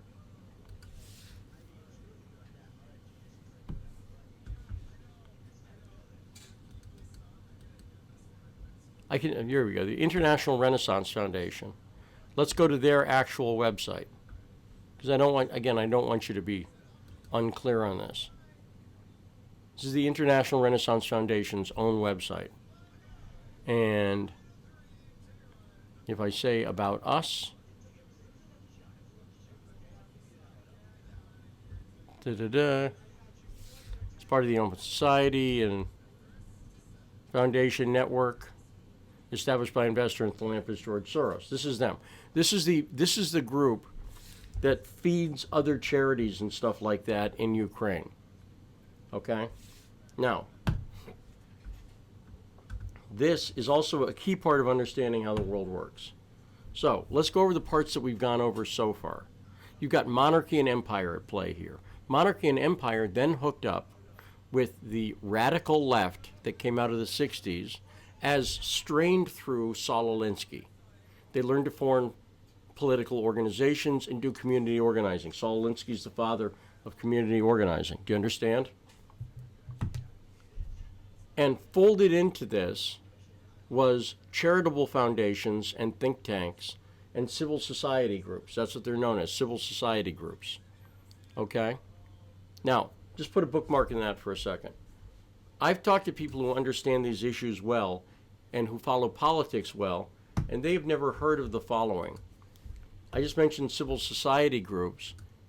There was a program that was set up under Hillary Clinton's watch as Secretary of State called Civil Society 2.0. Civil Society 2.0 is open democracy. By the way, here's a big thing on it here. This is a Soros-funded group. Look up open democracy.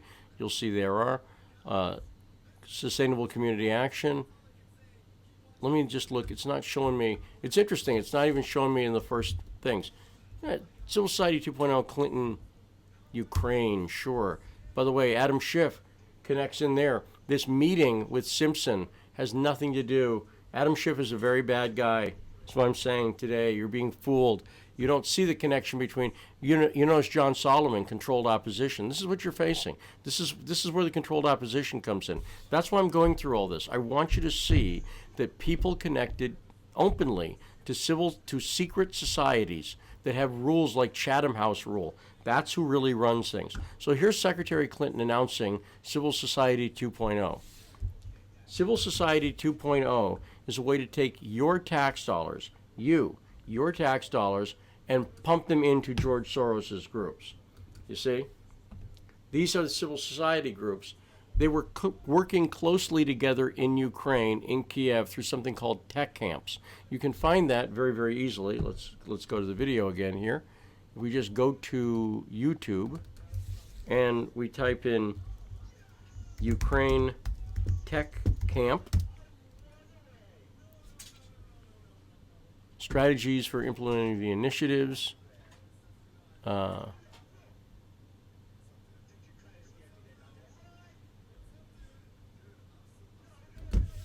Let's type in State Department. Those are all videos that are interesting to watch, but they're not what I'm looking for, by the way. But you'll see these discussions of Tech Camp Ukraine, right? Tech Camp Ukraine.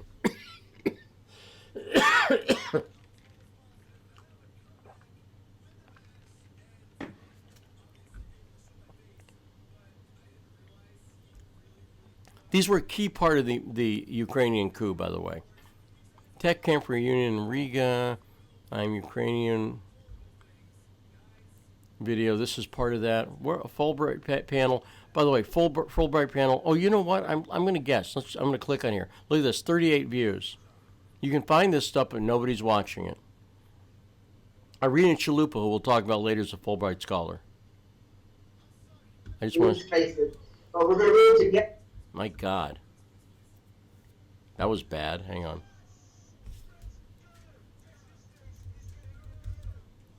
Well, I'm not going to. Irina Chalupa is a Fulbright scholar. I'll just leave it there. I'll just point that out and leave it there. I'll bookmark that for you later. But it's interesting. The tech camp videos, Ukraine, maybe Kiev tech camp, they're up right up here. You can find them if we go.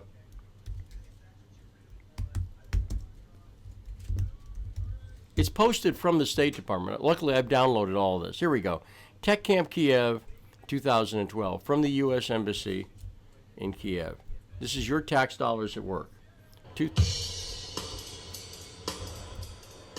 Hang on. I'll turn this down. But here's Tech Camp Kiev. Now,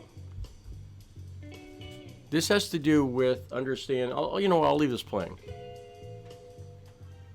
Because I can do that. Okay.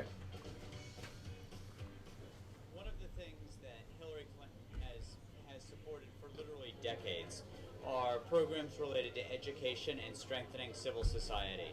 And this is how the world works. Okay? George Soros funds international renaissance and creates all these civil society groups. These tech camps train them, and I told you they used adaptive techniques. And I told you that in 2007, you remember, we were all pissed off about the bankers and what had happened and trying to figure out how they'd fucked up the whole economy. Right? Remember that? Then, two things came out of that. Occupy Wall Street came out of that, and the Tea Party movement. Both of them terrified the elites, so they got co-opted very quickly. Okay? But they saw that what was going on in Occupy, some of these new techniques where people were using social media. That was new at Occupy Wall Street. Social media was brand new to communicate in protest and stuff like that. These tech camps are a way of teaching people about this. They were started, you can find the announcement online. I just showed it to you, but you can find the announcement online. Two things came out of these tech camps in the Civil Society 2.0 program. These tech camps were held all over the world. Nobody ever talks about this, but this is the way the world works. Go look it up. You'll see. I'm showing it to you right here. This is an official program, and it was teaching people how to use technology for activism. Two things came out of it. The Arab Springs uprising, which started as a more organic, real movement in Tunisia when a food cart vendor that started basically was an anti-government riot there, but they quickly got co-opted and used and led to things like the Syrian civil war uprising. Because people like Soros and people like the Clintons, specifically Hillary Clinton in this case, but Bill Clinton and the neocons and neoliberals that they have learned how in the modern world to adapt to tactics. So they applied the tactics of Occupy Wall Street. And that's why you had, in 2013, the Maidan protest. The Maidan protest, which started peaceful, right?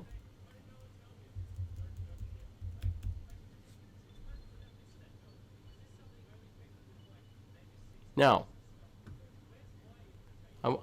here's a video on the Maidan Revolution, right?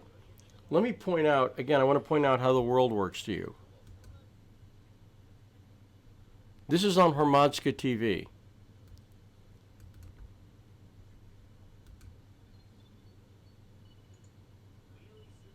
See that name?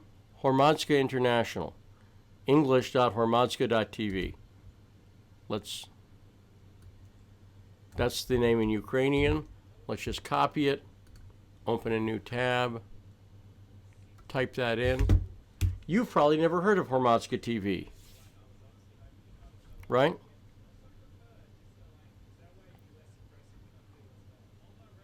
Here's Hromadske TV. It's all Ukrainian. Let me see if I can find it in English.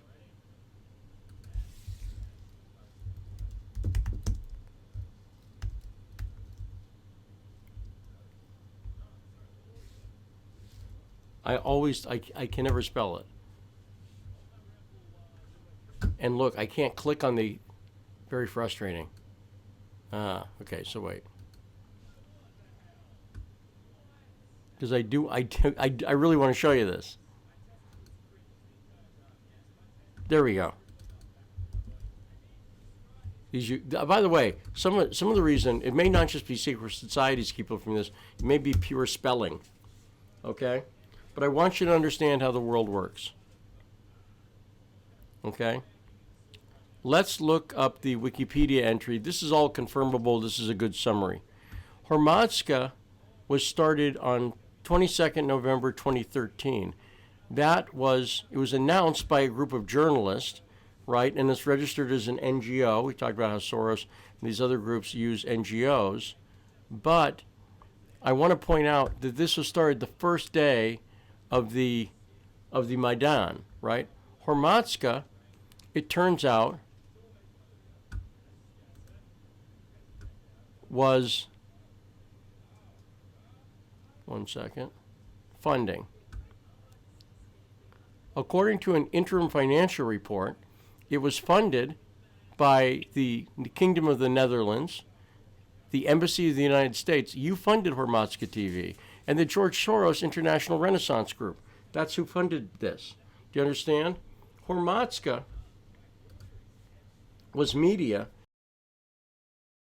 It would be as though when Occupy Wall Street popped up, if a new network popped up that day, and it turned out it was funded by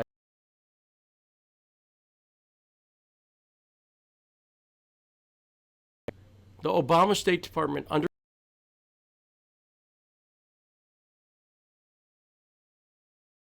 through Civil Society 2.0, but also through things like this. Propaganda explicitly in Ukraine. This is the way it was co-opted from the beginning, and the whole thing was set up. Literally set up. You can see. Go and you. But you've never heard of Hromadska. You've just been fed the propaganda. You follow me? And nobody is explaining this to you, even though you can check it out all for yourself. This is what really happened. Now,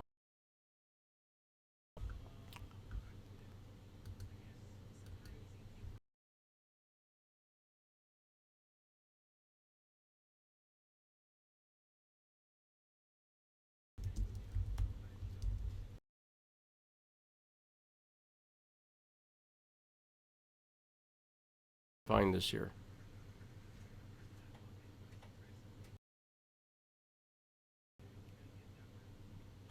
I have it somewhere. I'm not going to be able to find it right now. Hromadska did an interview with somebody, and the interview has been confirmed to me by accurate, where he said, we're basically going to have to kill about 1.5 million people to have this work. So what they were concerned about when Ukraine went off, and the reason Russia, after the election in Crimea, helped them, one of the reasons they helped them is because literally there would have been a massacre. And Hromadska, that's what they were planning to do.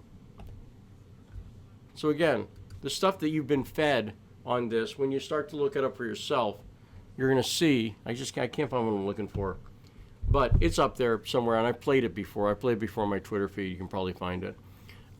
This is your tax dollars at work. Your tax dollars was fomenting a coup in Ukraine, and it's not a shock. It's not a surprise. Again, this is not new. The Clintons didn't invent this. They understood how the game works. We've been fomenting coups, right?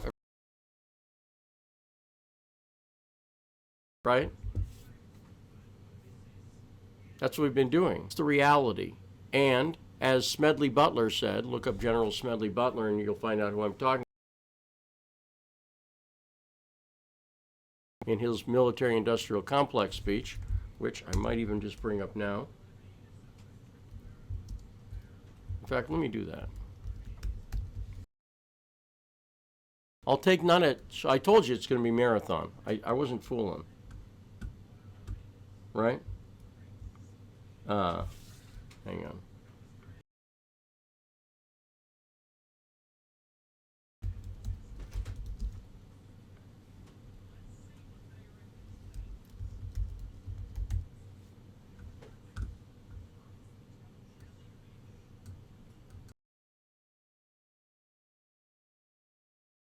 Let me see if I can find it here.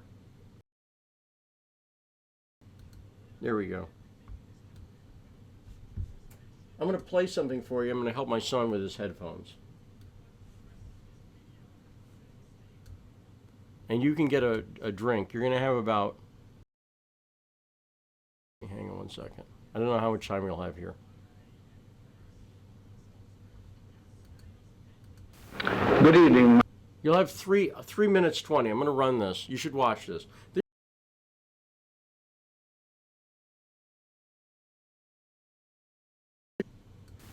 Good evening, my fellow Americans. First, I should like to express my gratitude to the radio and television networks for the opportunities they have given me over the years to bring reports. My special thanks go to them for the opportunity of addressing you this evening. 3 days from now, after half a century in the service of our country, I shall lay down the responsibilities of office as, in traditional and solemn ceremony, the authority of the presidency is vested in my successor. This evening, I come to you with a message of leave-taking and farewell, and to share a few final thoughts with you, my countrymen. Radio and television networks. A vital element in keeping the peace is our military establishment. Our arms must be mighty, ready for to risk his own destruction. Little relation to that known of any of my predecessors in peacetime, or indeed by the fighting men of World War II or Korea. Until the latest of our war, the United States had no armaments. American makers of plowshares could, with time and as required, make swords as well. But we can no longer risk emergency improvisation of national defense. We have been compelled to create a permanent proportions. Added to this, 3.5 million men and women are directly engaged in the defense establishment. We annually spend on military security alone more.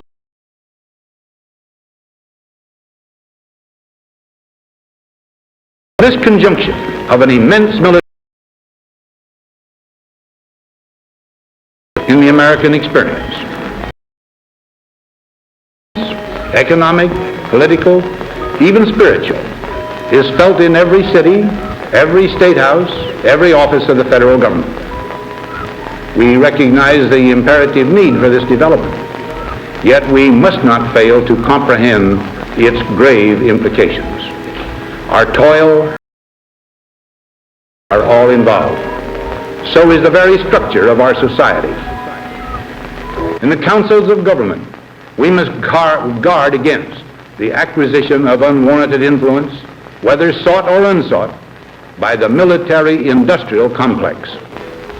The potential for the disastrous rise of misplaced power exists and will persist. We must never let the weight of this combination endanger our liberties. We should take nothing for granted. Only an alert can compel the proper meshing of the huge industrial and military machinery of defense methods and goals, so that security and liberty may prosper together.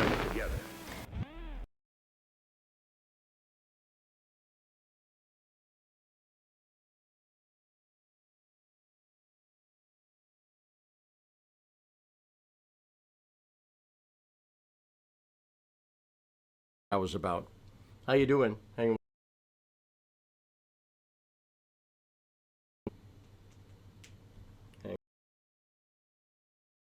There we go. Working for him. But I want you to see the people like Ike, like Kennedy, like Harry Truman, who wrote an editorial talking about the CIA. Interestingly enough, Harry Truman wrote that editorial, which no one ever talks about. Again, he was the one who put the CIA into place. And if I look up Harry Truman editorial JFK, about a month after the assassination of JFK.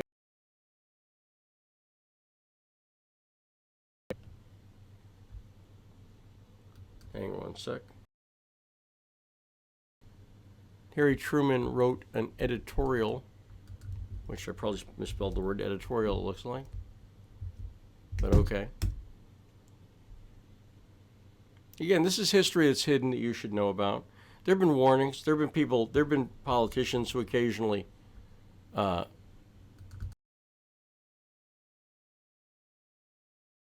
they were under.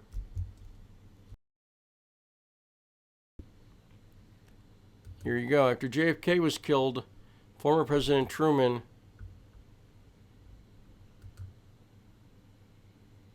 you can find it, but you got to look for it. You understand the truth is out there, but you got to be a little diligent about it.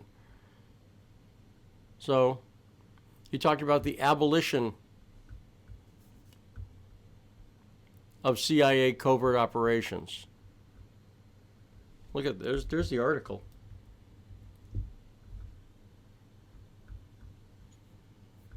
Why is nobody telling you about this from you?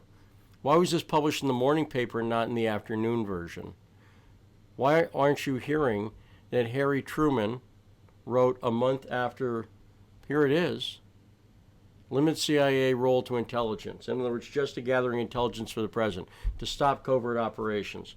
Why was one of the first calls, the first call, I believe, that RFK, Robert Kennedy, who was later assassinated, made after JFK is killed? Why was it to McCone, who was running, let me just look that up. Can find that easily as well. RFK's first phone call that he made, basically, was when he found out about it, he tried to find out whether the CIA were the people who killed Kennedy. That was RFK. That's not a conspiracy theory. This is the absolute fact.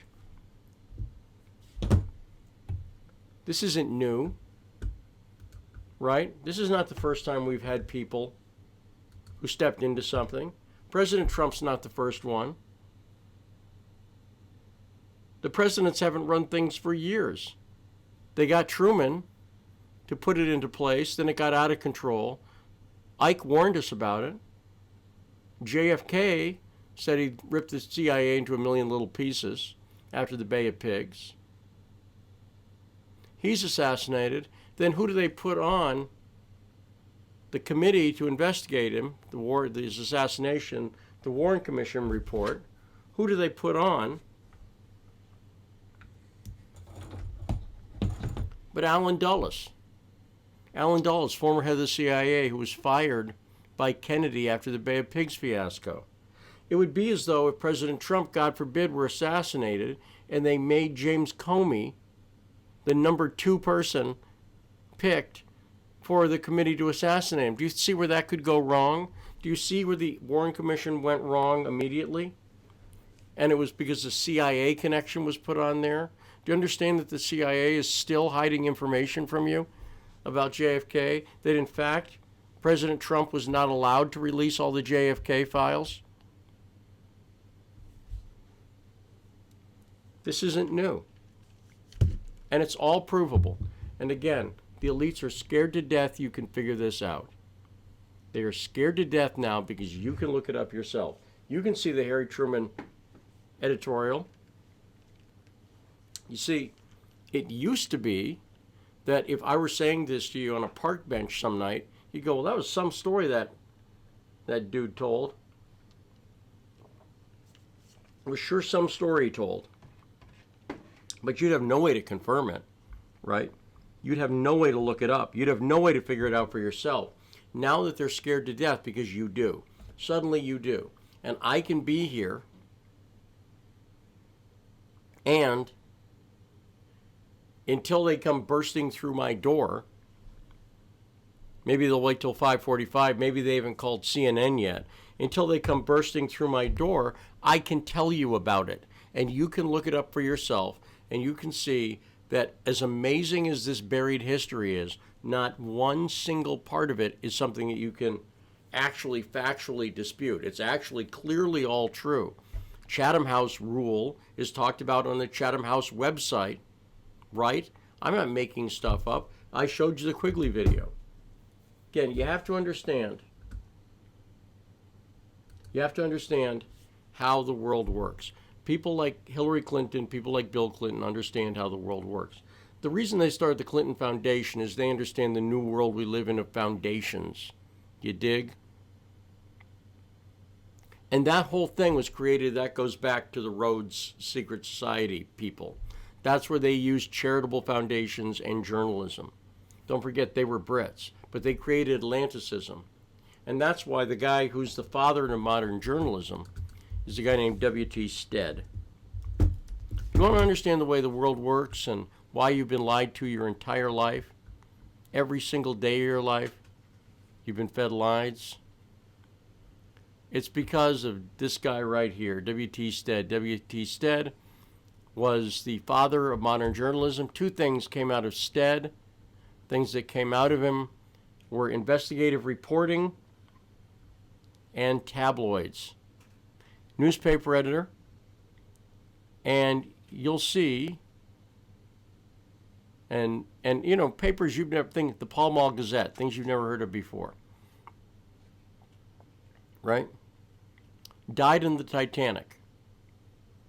Okay, now if you look up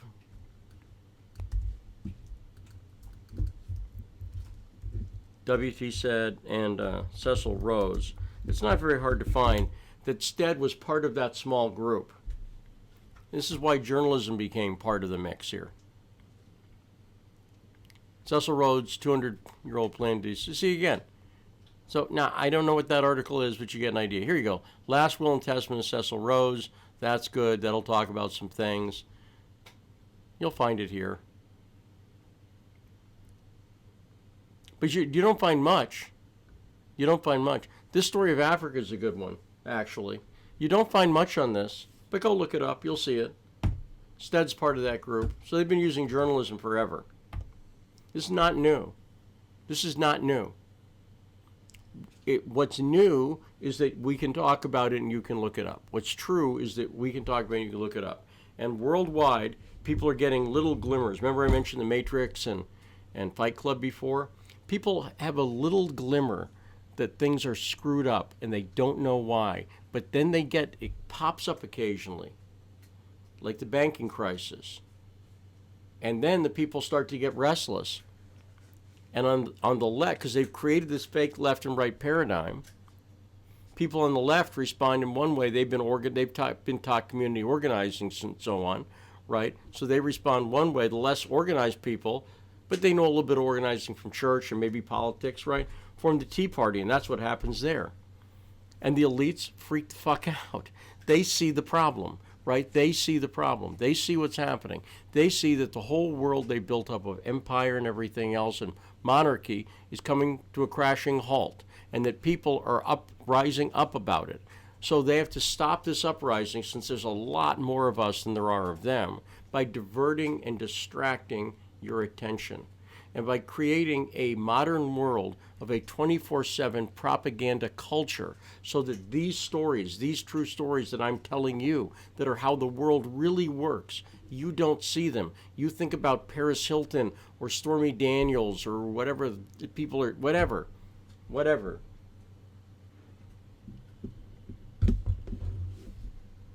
They understand what they're doing. They know what they're doing. You feel me? Okay. So, let's talk about the Clintons' relationship with Russia. The Clintons, again, Bill Clinton, Oxford, by the way, one of the big things here is the secret societies, British secret societies, including, Rhodes Scholarships, all come out of Oxford. So Clinton in the 70s is working with Strobe Talbott and David Satter. They prep him to go to Russia. At the time, Russia's communist. At the time, they didn't have a problem with that. These people, Strobe Talbott and Bill Clinton, had no problem with communist Russia. Then, as we know, the system of communism collapsed, was not working. In part because of Russia's military adventures in Afghanistan, turns out that we're kind of taunted into, and people have admitted that, but I won't even go into that part. It helped drive the end of the Soviet Union. And there's obviously a lot of bad stuff in Russia, by the way, especially under Stalin, where tens of millions of people were killed. But don't forget, we were allied with Stalin in World War II, because whatever, right? I guess against a bigger threat, but they wanted to make Russia more of an enemy than there were. And the fact is, Earl Browder, Bill Browder's grandfather, spied for Stalin. So these are people who didn't really have a huge problem with Russia until after Putin came into office. And let's talk about why that is. Okay? End of the 80s, Russia's falling apart.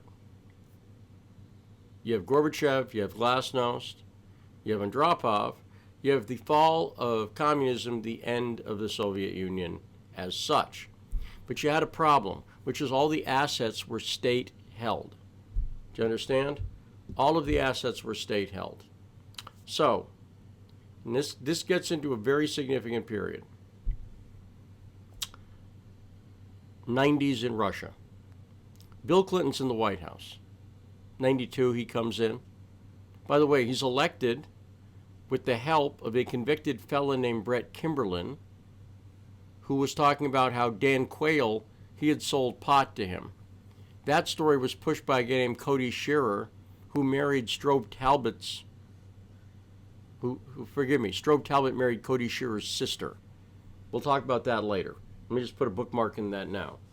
Clinton gets elected with the help of Cody Shearer, Strobe Talbot's roommate. And then Strobe Talbot, of course, is in the Clinton administration working in the White House and the State Department.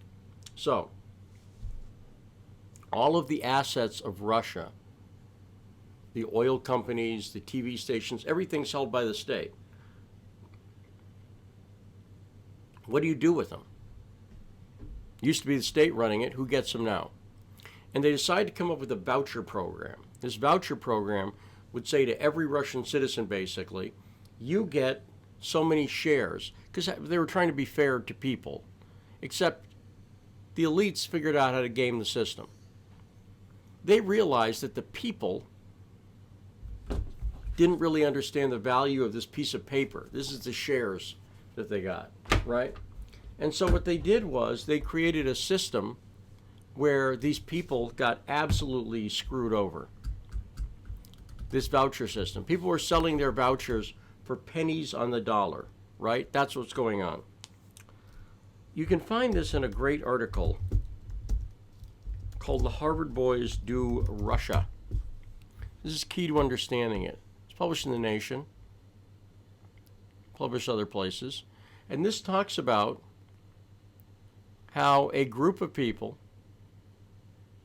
connected to the Clinton administration, here, after 7 years of economic reform financed by billions of dollars in the U.S., right, which is true.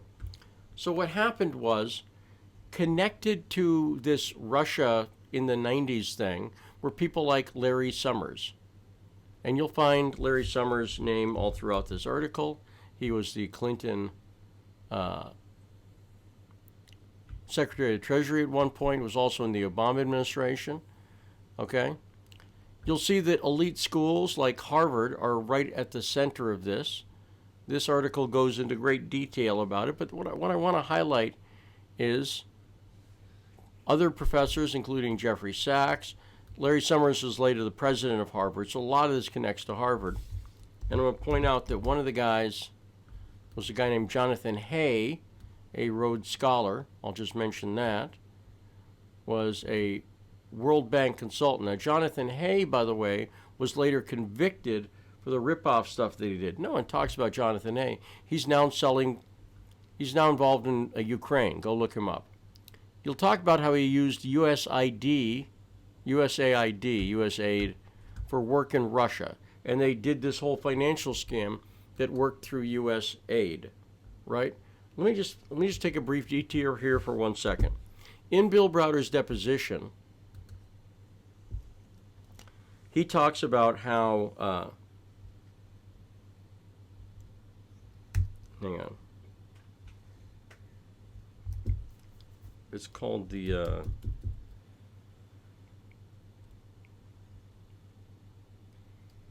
the organization. I'm just trying to remember the first word so I can type it in. Right. Organized crime reporting project.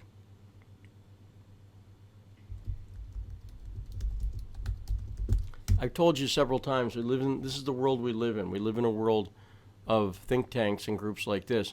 This is the OCCRP. It's just a bad name. The Organized Crime and Corruption Reporting Project. Okay? Let's look at their site.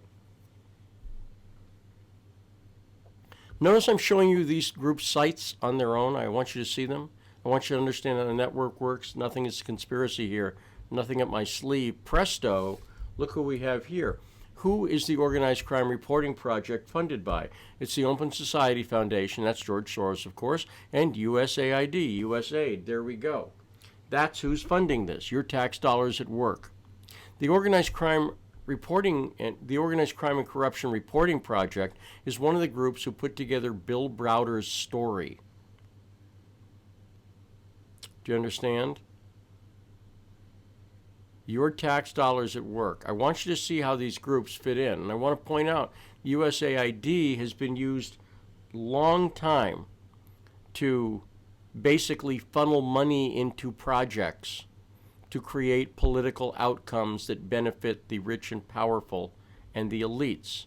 Okay? And this talks about the World Bank, which is another mechanism they'd use. It talks about how Yeltsin was a puppet, basically a puppet of the Clinton administration, right, and keep people in it like Strobe Talbot, like Larry Summers. This is what they were doing. They were robbing Russia blind. That's what they were doing. The elites figured out that after the collapse of the Soviet Union, there was a lot of wealth that they could get, and they got it through all sorts of scams, right? The person who put the stop to that was Vladimir Putin.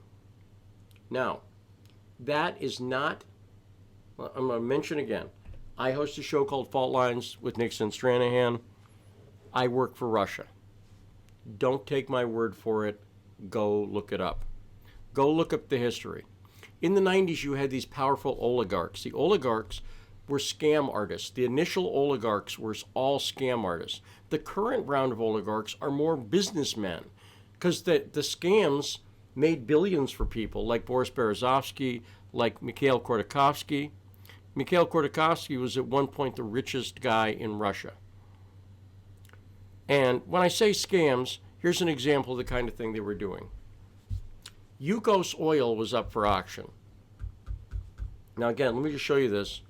So this is key to understanding what's going on in Russia. And it's a key to understanding that these guys were, in fact, scam artists. They're not heroes, they're scam artists.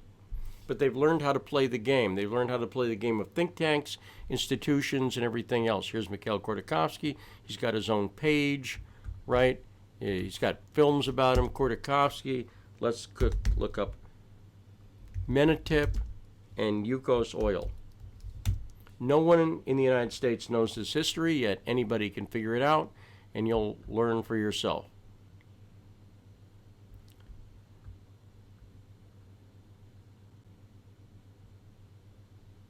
I'm just looking what we got here.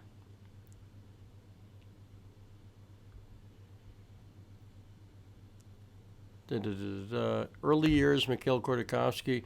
Oh, this will be interesting. This is from his own website, but they're gonna sugarcoat it. Let's see if the Bank Menatip thing here sugarcoats it. I'll bet this doesn't.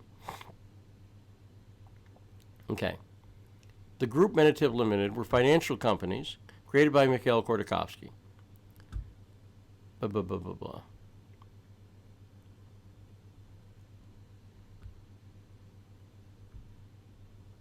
Let me just see. You can. I'm not going to kill too much time trying to find it if I can't find it in this one article. Everything I'm about to tell you, look it up. It's completely true. Basically, what happened was, oh, you know what? I might be able to find it. Let me do one more search here. Mikhail Khodorkovsky, let's go Menatip, Yukos, and auction. I just want to have an article that shows you what he did. Khodorkovsky.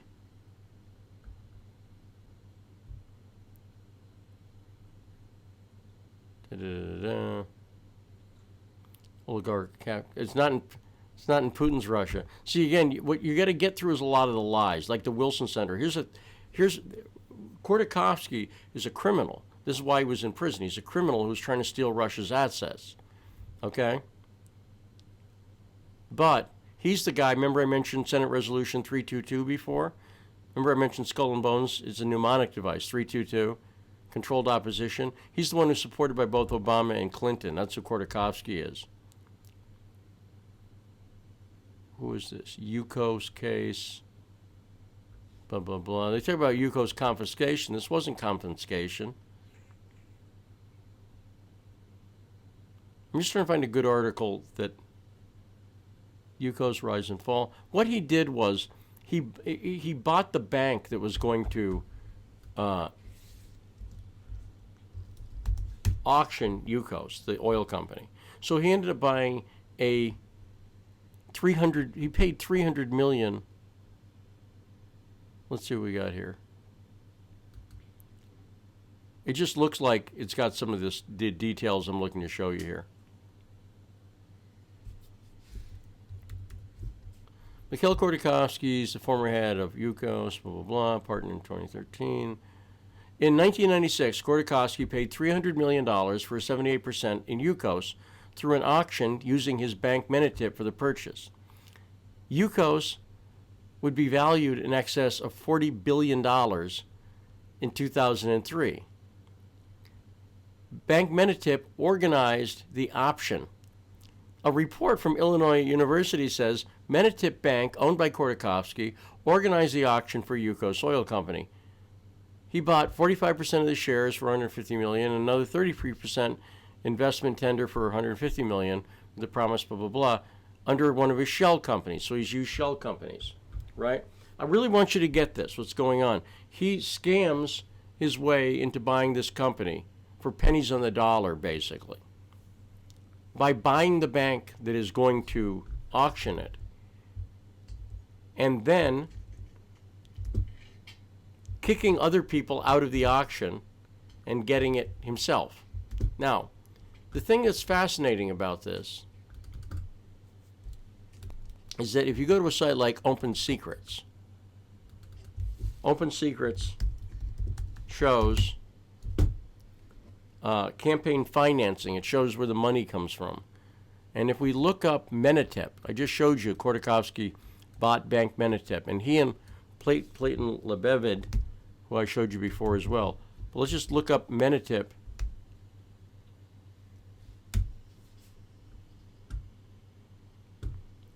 Oh, that's creepy. Why is that talking to me?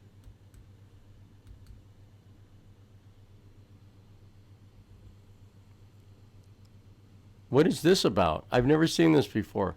Go away. I'm actually a little frightened now. Hang on. I've never seen that before. I just want to type in Menatip and search for it. That's all I want to do.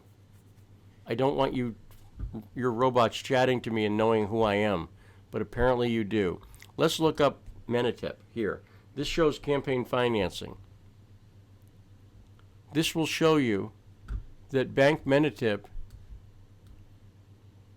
Khodorkovsky and Lebev's, this is their lobbying. It's not new. It goes back to 2003, right? Till today. You talk about election interference by foreigners. You talk about FARA investment. You talk about all that stuff. This is Khodorkovsky's company. They're lobbying. Let's go to 2011, shall we?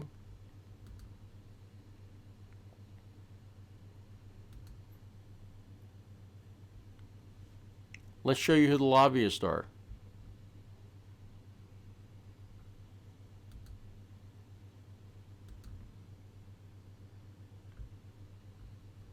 APCO Worldwide, Covington and Burling. Covington and Burling is where Eric Holder came out of. APCO Worldwide, $170,000 just this year. They've been paid about $6 million. right? APCO Worldwide is where Jonathan Weiner, who's Bill Browder's attorney, is part of. I want you to understand how the world works. Why is everyone defending Khodorkovsky? Why is McCain and Obama? That's because Khodorkovsky was trying to sell Yukos oil to the West. Khodorkovsky has been politically involved with the Bushes and the Clintons going back forever, yet nobody knows who he is. And the reason Fox doesn't tell you is that Khodorkovsky, like the Clintons, is a guy who learned how to play the flippin' game.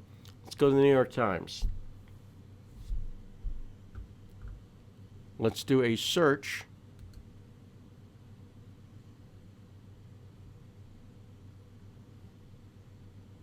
Come on. Oh, let's see if the login. I may have the same billing thing that I had before. Let's see if the login works. Just a reminder, we're doing the mother of all periscopes. We are now about 2.5 hours into this. We still have a surprisingly large number of people.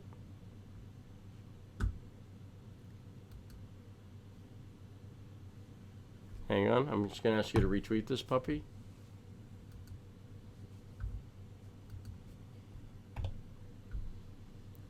You don't really need to know my password, do you? I don't think you do. Hang on.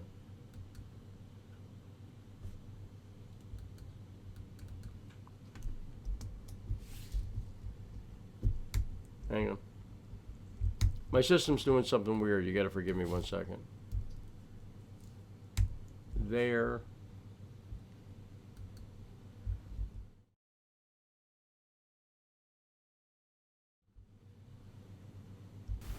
Good evening, Good evening.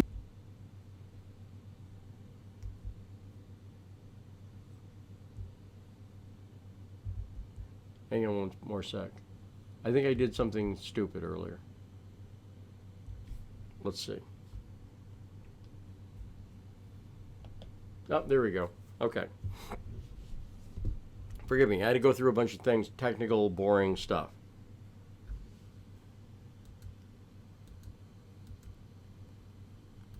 And if I can't get this to work quickly, I'm going to move on. But I'm going to show you this is all stuff you can find and confirm very, very easily. Even the New York Times, even Richard Nixon has soul.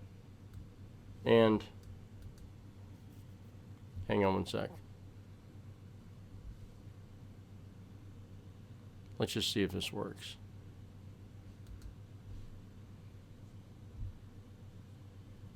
I subscribe to the New York Times because they have an amazing archive of information that you really only have access to if you pay the fee. It's more, I don't really read the paper all that much for their current stories because I understand they're a propaganda network and kind of always have been, but they've let enough of the truth slip out in the past, and they are a tremendous propaganda organization. Really one of the best, very good, outstanding in their field. But if you're a subscriber, you can see stuff. You can go back to the archives. You can go back to the 1800s. It's amazing. It's actually amazing.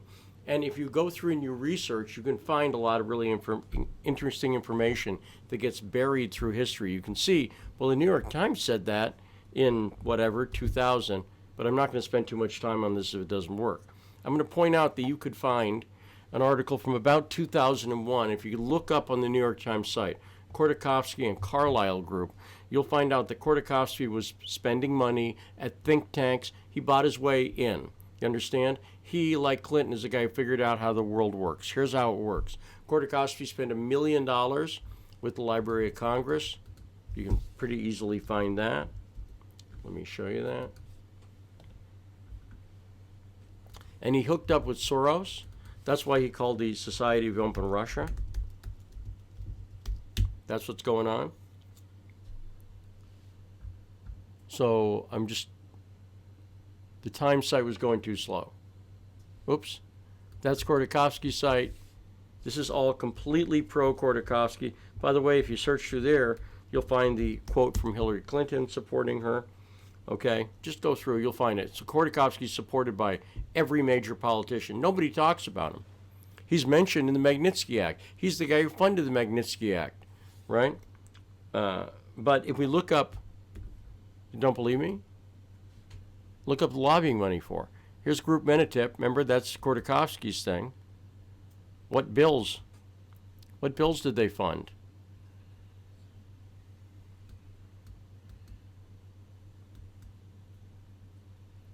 $2012. Oh, it's not. You know what? They didn't fund this through Menatip. They did it through Corbier. They had a company. This is Khodorkovsky's own company, and Corbier. You'll see also used APCO, who's Jonathan Weiner. They also used Orion Strategies.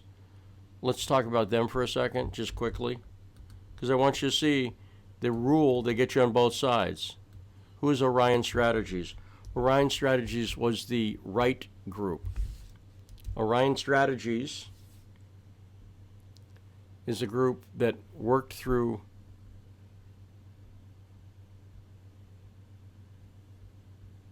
John McCain. Here we go. Orion Strategies is a strategic communications firm. Blah, blah, blah. National recognition, criticisms, let's see. Instrument of AT&T, I believe that. But let's see.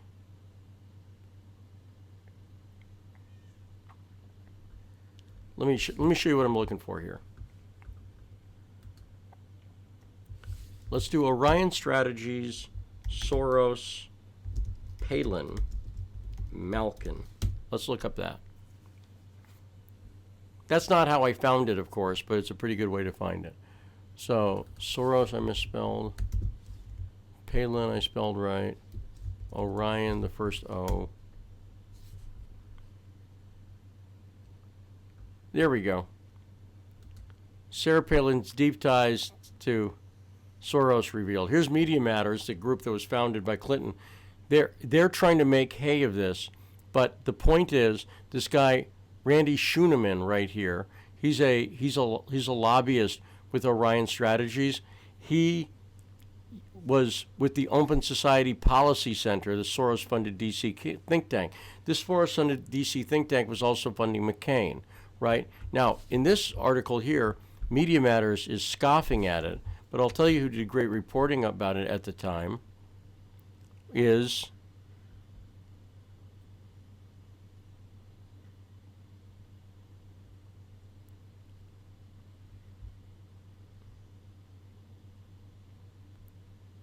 one second. To her credit, Sarah Palin dropped Orion Strategy. She was brought into them. This is horrible. But again, controlled opposition. This is actually a good article here. Randy Schooneman, Sarah Palin advisor, bankrolled by George Soros. This guy was put in place as a Palin advisor. Then Michelle Malkin started writing about it. But you'll see there's a ton of stories about it here. But it's buried history now. Palin fired him. This is the bad influence of McCain on Palin. But again, she got out of it. So I have nothing but respect for Sarah Palin for getting out from under that evil guy. But clearly, they're connected to Khodorkovsky. So is McCain. It's no accident. I want you to understand the relationship of these people to elements of Russia. Khodorkovsky is an anti-Putin activist. He wants Putin out because Putin's the guy who put a stop to what the oligarchs were doing. Putin was put into place by Boris Berezovsky and other people, these other oligarchs who were controlling Russia at the time and robbing it blind and causing huge economic chaos. Life expectancy was going down. It was killing people in Russia. And these Clinton-supported Yeltsin, right? Remember when he fired on the parliament with tanks? Remember that? You may not remember that, but that happened. And we supported the guy. Putin hasn't done anything close to that. The reason they hate Putin, the reason they want to make him out into a monster, is because the giant machine of propaganda that's been lying to your whole life. Khodorkovsky had lined up with them. He'd lined up with Soros. He'd lined up with the Carlyle Group. You can find that actually pretty easily as well. In that article in the New York Times I was trying to, but it was too slow, it talks about how he's on the board of advisors of the Carlyle Group. Look it up. Don't take my word for it. You've been lied to every day of your life. Everything you hear about Putin, almost everything you hear, comes through Khodorkovsky and other people connected with him. Khodorkovsky, in fact, financed something called PutinCon. It was held last year in New York. Among the people who were at the Khodorkovsky-funded PutinCon, let's bring that up, shall we?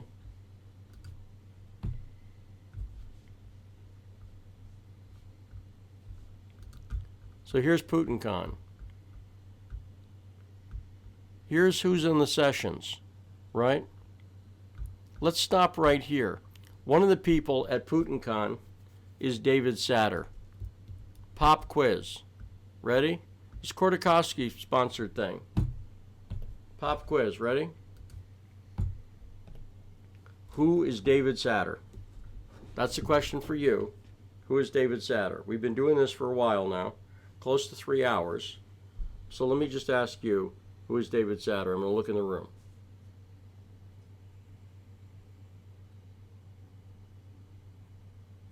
I just want to say to people, 192 people. People are really holding on for this, so God bless you for hanging in. But do you remember who Satter is? Anybody?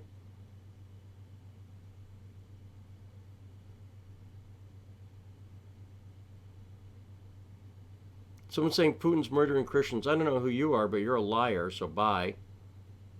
I'll just mute you for now. Who is David Satter? Yeah, Clinton. Well, yes, he was the guy who helped train Clinton when he went to Russia, helped him brush up on his Russian. He was roommates with Strobe Talbot. There's a reason I started with Oxford and said understanding Clinton's relationship with Russia, which is they were part of a group that was helping to rob it blind in the 90s, that they're supported by people. George Soros was Hillary Clinton's top donor. Let's look who else we have here. Let's scroll down a little bit. We could actually go a little slower here through a few of these people. Okay. See this guy right here? James Kirchhoff. May I get personal? Whoops, you don't see it. Hang on. Forgive me. I didn't see that. I didn't have that up for you. 1 sec. Okay. Let's go through this group here. Okay. Here's David Satter. Here's James Kirchhoff.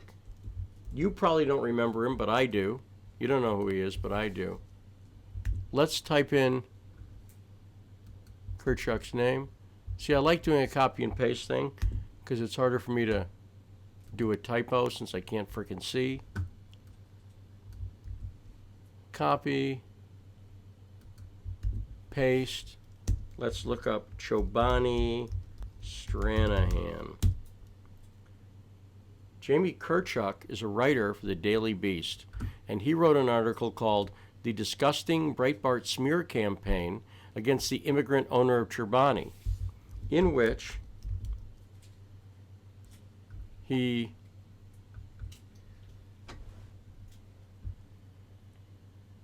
and by the way, this guy's a complete smear artist who's trying to discredit my reporting where I was pointing out the globalism that was going on in Twin Falls, Idaho, by there. So he's been saying, I've been filing dispatch after dispatch from the Idaho town alleging a series of disease, rape, and jihad, all with Chobani and Ulikai at his center. I wrote what I wrote, but, in his baseless tones, in breathless tones, Stranahan, according to his Twitter bio, recently released to Twin Falls, attacks Ulikai as a, how do I attack him?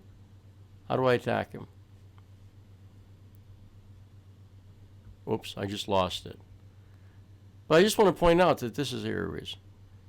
As a globalist corporatist, you damn right I do. He's a globalist corporatist. Allow me to take a moment here. Allow me to take a moment. We're pretty far into this. We still probably got a ways to go if I keep going. Let me ask you a question. I just want to talk to you about something. So let me bring this up. Hang on. Boom. Boom. I want to talk to you about something.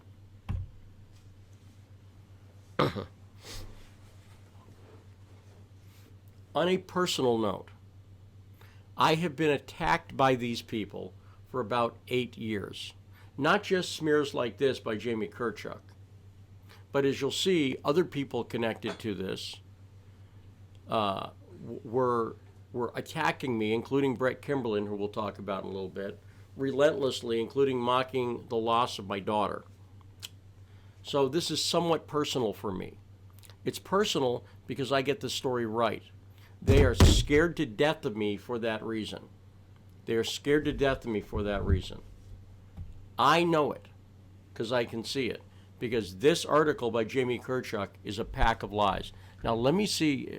I might be able to prove it to you, but I might not. But I talked about it at the time. Go back in the Twitter bio and you can find it. Let me type in Wayback Machine.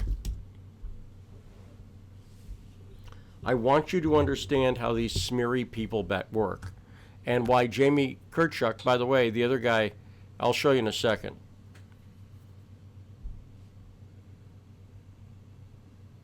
So I'm going to type in that story. Let's see. Nope, can't find it. Wayback Machine is real good sometimes, but sadly doesn't always work.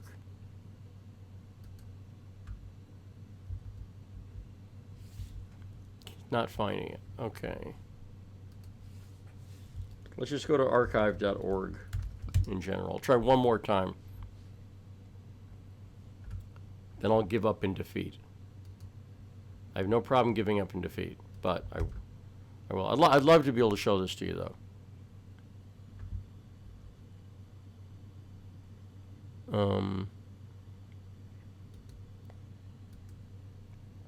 Nope, not finding it. Damn it. Okay. This original article, when he wrote it at first, you'll notice he attacks me, but he can't name anything I said that was incorrect. See this part where he says, oh, okay, good. They admit it here. Okay. Another writer writing at Breitbart. You notice right here it says, an earlier version of this article incorrectly credited the quote to Stranahan. This quote here, I didn't write it. He originally credited it to me. So they admitted here they had to, because I said publicly to them over and over, why aren't you correcting it? When you clicked through to the link, it originally said Stranahan wrote, but when you click through the link, it shows an article by Julia Hahn, who, by the way, is now at the White House. She's Stephen Miller's girlfriend, who Bannon brought in, and Bannon put on this show. So she came in, and I told her about this video. This is Bill Clinton with Hamdi Ulukaya at the Clinton Global Initiative, because Hamdi Ulukaya is a globalist, and he is connected to the Clintons. Clearly, he's also connected to Chuck Schumer and other people, but that's not me, that's Julia Hahn. So he quotes something that she says in here that's slightly incorrect, right? And they smeared me with it. There's nothing else. He doesn't have one other thing. He doesn't have one thing in there he says that I'm wrong about. He says that I'm breathless and call him a globalist. I don't know what else you call somebody who makes their money like Hamdi Ulukaya from Chobani did, coming to this country. He's not a U.S. citizen. I could never find that he's a U.S. citizen. He's a Turkish citizen. That's who he is, right? Came to this country, got a big loan to start from the government, got a government loan to start a yogurt business, got the patronship of people like Chuck Schumer. Now he is trotted out. Here, I talk about this sometimes. I want to be super clear on this, because these people tried to smear me on this. The New York Times came after me. Comedy Central came after me. My reporting was spot on. I have suffered for this time and time again. Perfect example would be understanding how they come out for the for for the cause du jour of the Democrats. He's close to that. Is Hamda Ulukaya, who has lots of Muslim refugees working in his yogurt factory in Twin Falls. About 17 languages are spoken. This is the Chobani lesbian yogurt commercial. Let's enjoy this, shall we? It's late enough. I want to talk about why this is significant in a second, but let's enjoy the lesbian yogurt commercial together, shall we? There's no dialogue, it's all music. Hang on one second.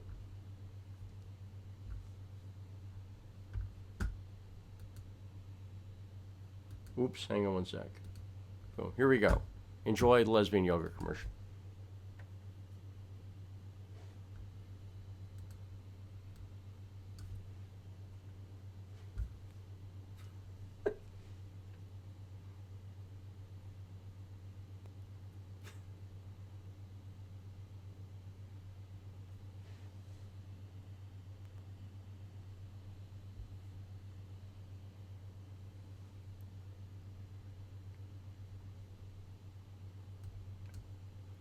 Okay.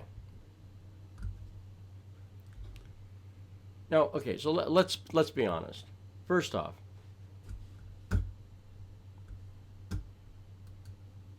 let's be honest.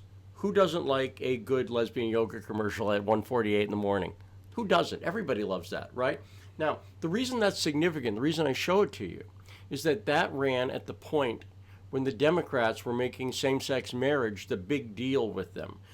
You'll see, if you go to Twitter and you look up, you'll see Hillary Clinton tweet about Chobani. You'll see the Chobani tweet about Hillary Clinton. They're connected with the Schumers. I want you to understand, these are people like Hamda Ulukaya who understand how the world works. In fact, I will tell you, tonight, maybe you're starting to understand how the world works. Maybe some of you will choose the path of evil and not the path of good. Maybe some of you will go, I get the game now. I got to start a 501c3 and give money to the Clinton Foundation and hook up with Soros and say all the right things, be in favor of all the right stuff. Does that make sense? I want you to understand how the world really works. Hamda Ulukaya doesn't have... At the time, Breitbart's criticism, before I got involved in the story, was Muslim. I said he's a globalist. I said he's primarily a globalist. Because that's not an ad that a Muslim would do. An observant Muslim. Oh, he also owns dogs, for instance. The battle is not the battle you've been led to think it is. It's not capitalism, socialism. It's not even Islam versus the West. We have no problem with Islam. We have no problem with the mother of Islam, Saudi Arabia. The holy cities of Medina and Mecca are there, and we're the Saudis. And they get a lot of people to go along with it on the right. Saudis, king's empire, it was set up by British Empire, as was Israel. Balfour Declaration, go look into it. This is how globalism works. People understand, they figure out how the system works, they figure out how to buy in. Then when you buy in, it's like the Hotel California. You can check out anytime you like, but you can never leave, right? A friend of mine, Brad Carvey, his brother's Dana Carvey. And Dana Carvey was talking about the tabloids once. And you've noticed you don't really see Dana Carvey in the tabloids much. And he told Brad, the way the tabloids work are you sort of sign up for them. So if you're Jennifer Aniston and you're trying to build your career on Friends, People Magazine, The Inquirer, or whatever, they'll print stories of you with your nipples showing or whatever, photos, and help you build your audience. The problem is, Dana said, when things go south for your career, they hit you there too. So you sign up for it, but you can't get out. It's like the mafia. You can get in, but you can't get out, right? A lot of the world works like that, in fact. This is why you see guys like Browder up talking about Syria. They have figured out how the world works. That Chobani lesbian yogurt ad is all about supporting a political agenda that the Democrats were pushing at the time because they wanted the money from gay donors, particularly gay men, because you have two male incomes there. And so they have a higher, if you look at couples, lesbian couples, because it's women, two women, and their income is lower for a variety of reasons, but their income is lower. Gay men were pushing the same-sex marriage agenda, and very specifically, and I'm not even taking a thing on, I don't really care about same-sex marriage, doesn't make any difference to me. I'm pointing out how the world works. It's political influence, and so you end up with Chobani getting this, and you end up with hit pieces on me, explicitly criticizing me, because I'm pointing out that someone is a globalist, who is, in fact, a globalist. Where they got freaked out was when I started to point out his political connections. So then they lie about the story, they lie about the rape of a 5-year-old girl, they change the number of assailants in the New York Times, they go along with a prosecutor who's corrupt. So, I mention all this to say I've suffered for my art. Some people are new followers of mine. They weren't around when I got kicked off Daily Kos for reporting the truth in the John Edwards story. They weren't around when I had to quit Huffington Post over the fact that they censored my friend Andrew Breitbart. They weren't around for the Pigford story. Maybe you just know me from tonight. Maybe you have no idea who I am. I have a 12-year career of getting ahead of big stories because I'm genuinely curious about trying to figure out how the world works, and I've suffered for it. My family has suffered for it because I get attacks by these people. They don't kill you. Sometimes they do, but they don't kill you. Again, if this is the one they're going to kill me for, then so be it. But at least I got a lot of this out. At least I'm getting this out so you can look this up for yourself, so you can document, someone can document, if anything happens to me, exactly how they smeared me and lied about me on the Chobani story, intentionally printing lies in the New York Times, intentionally using a show like Comedy Central to falsely edit my stuff. I show this in Citizen Journalism School. We recorded the whole interview. I show how they cut it down to make me say the opposite of what I'd actually said. And yet people watch that illusion and they believe it. It's not just the left who watches illusions and believe it. I have never been on Fox News ever. I've never been invited on, and I never will be, obviously. Right? I never will be. But I just want to point out that everything I'm telling you is the truth. And it's taken years of reporting and years of research, years of hard work, and putting up with attacks from people. And that's why when we do ask for donations, as we are this weekend, I don't feel bad about it. I know what I've gone through. You see, I understand how the game is played as much as Bill Clinton and everybody else does. I absolutely could go along with the game. I absolutely could play the game. I get it. I see who all the power players are. I know what to say. I know how to write. I know how to lie. It's not hard. I know how to lie like them. I'd become a human rights advocate. I'd become a reporter covering human rights atrocities. I'd say that Putin is a human rights villain and Assad is a human rights villain, when in fact, I know the truth, and these people know the truth too. Not all of them. But the core people, the key people, the Clintons, they absolutely know the truth. They absolutely know the truth. They were lording over what was happening in Russia in the 90s.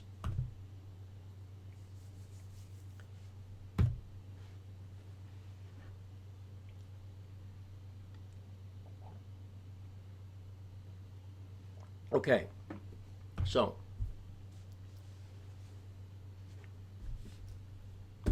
let's look at who else is in PutinCon, shall we?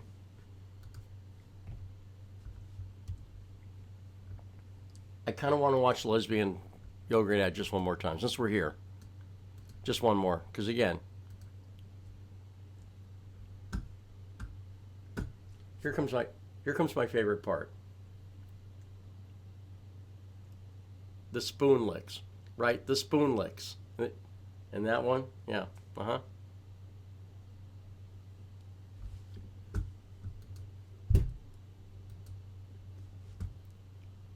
And by the way, you notice they got the more femme one. They wanted to appeal to dudes, right?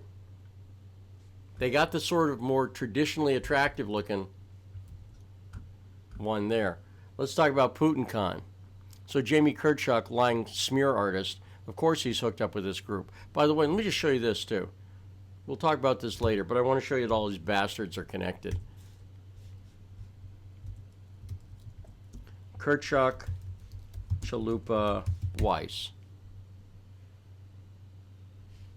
By the way, Jimmy Kirchhoff is like a neocon. He's like a Republican. He's a blah blah blah. This is how they get you. By the way, he's not one of the main people. He's not. He's too. He's far down the totem pole, but he's just promoting the BS, right? Jimmy Kirchhoff, Weiss, Chalupa.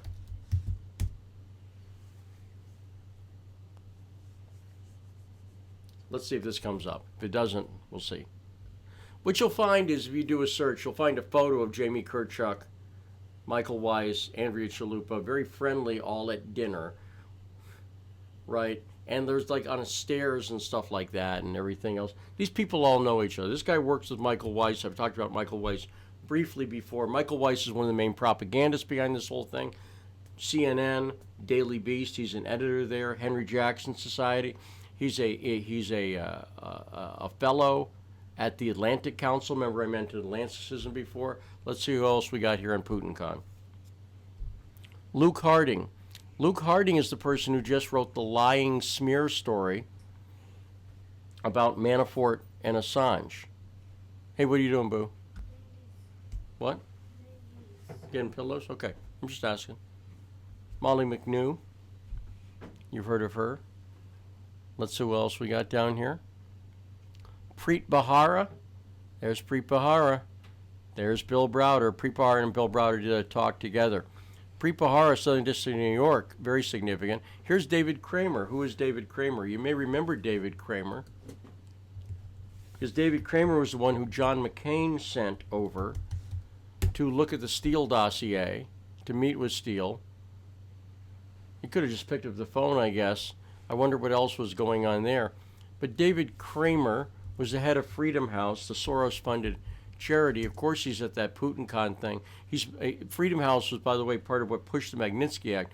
But if you look up David Kramer, you'll also find out that David Kramer, who now is the head of McCain Institute, pled the fifth on the Russian dossier. He refused to testify against it. He pled the fifth about it. Very few people reported on it. Here's Hannity, God bless him, in this case, reporting on it. But then that kind of got drifted away. I want you to see how and why all these people are connected. This was not people just at a conference, maybe talking. These are people who work together consistently. Michael White worked for Khodorkovsky. He worked for the Institute of Modern Russia. Michael Weiss directly worked for Khodorkovsky. Jonathan Weiner is Khodorkovsky's lobbyist. Khodorkovsky and Browder, who were once enemies, in the 90s they were in a lawsuit against each other called the Avisma lawsuit, which you can also find pretty easily. You just look up Khodork, Khodorkovsky, Browder, Avisma lawsuit, Browder's Titanium. This is Jimmy's Llama, who does some good work on this stuff. A little flinty sometimes, right? So, Bill Browder, Mikhail Khodorkovsky hold press conference. So now they're friends, but they used to be enemies, okay? If you look up Lucy Commissar's work, if you look up the thread that I've done here, right? Oh, by the way, this is Jeff Carlson over at Epoch Times. He's done some good work on this. This is a good article. He talks about the Avisma suit that they were in, right? He talks about the Yukos thing. This is a good article. I want you to understand how the world works. I want you to understand that you've been fed two narratives. Do you understand? You've been fed two lies. One is the Russiagate hoax, and the other one is the Spygate hoax. Fox has fed you the Spygate hoax because they don't want you to see that it's both Democrats and Republicans who are pushing an anti-Russia line to promote Atlanticism. The reason they're doing this is after the fall of the Soviet Union, the reason for NATO to exist kind of vanished. So what they've done is they've used NATO to put pressure on Russia because they still want to steal their oil. They still want to steal their assets. Bill Browder and Mikhail Khodorkovsky want to go back to the time before Putin when they were robbing Russia blind under the Clinton administration, under Larry Summers, who was in the Obama administration, under Strobe Talbot, who was in the Clinton, who was in the State Department under Obama. These people who showed up under Clinton also show up under Obama.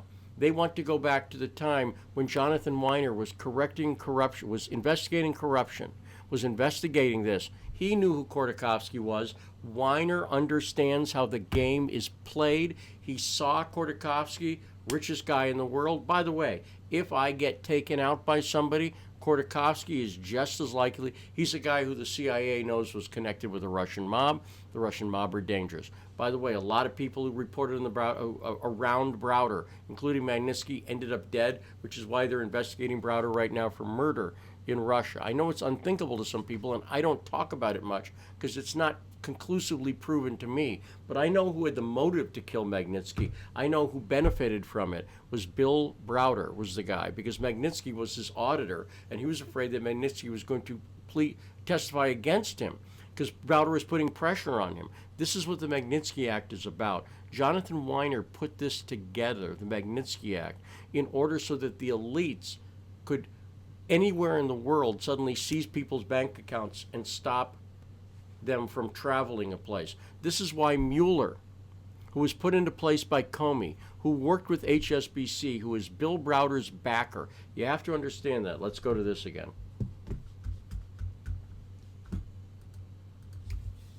Let's type in HSBC Browder. Now we're starting to get into the today stuff a little bit. Russian court rejects HSBC settlement deal in Browder case. This article is from last year.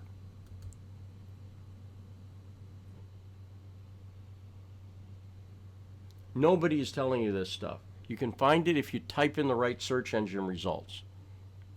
Russian court, and we talked about it on my radio show. I got to say, my radio show, Fault Lines with Nixon and Stranahan, is the best morning news show in America. We're the only show that's been covering this. I want to point out that HSBC, if Bill Browder's story is true and he was ripped off, why is HSBC settling with Russia? Let's go back to the other article that I saw when I typed this in. The Integrity Initiative, Browder, and the HSBC connection. That's Patrick Henningsen over at 21st Century Wire. Bound to be a good thing. HSBC has to pay almost 2 billion rubles for the debts of Bill Browder. HSBC shutters Russia's Hermitage as Browder is sued in London. This is what's really going on. How HSBC got rich off of Russian corruption. It's interesting. It's a Daily Beast article.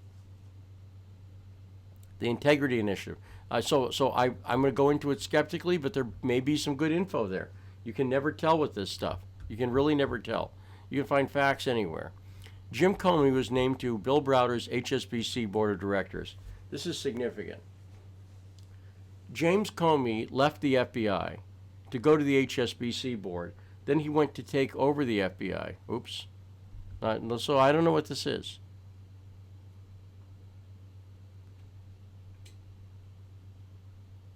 Russia. I don't know what this article is. I'll just bookmark it. It looks like it does. It looks like I can't tell. It doesn't look like it's going to be quality journalism.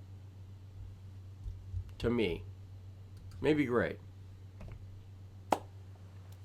I want you to understand how the world works. These people are all hooked up, and they all know how this works. But you'll see some organizations show up time and time again. Soros Open Society Foundation, time and time again, along with other groups, Ford Foundation and so on. Mikhail Khodorkovsky shows up time and time again. The Atlantic Council shows up time and time again. Why does Khodorkovsky show up? Don't forget, he was in the oil business. So he's trying to sell Yukos oil to the West. Putin stops him. Meanwhile, Bill Browder is buying up shares of Gazprom, another oil company. Now, at the time, foreign investors, if you had a company that was 51% foreign-owned, you weren't allowed to buy shares of Gazprom. So what Bill Browder did was he set up shell companies, and those shell companies were buying it. Martin Armstrong talks about this. You want to get tremendously woke? Let's look up Martin Armstrong. Browder, Gazprom, which I may be spelling wrong.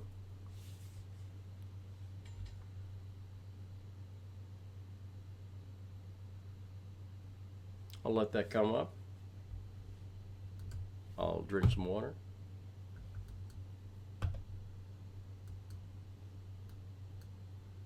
Maybe. Hang on one second.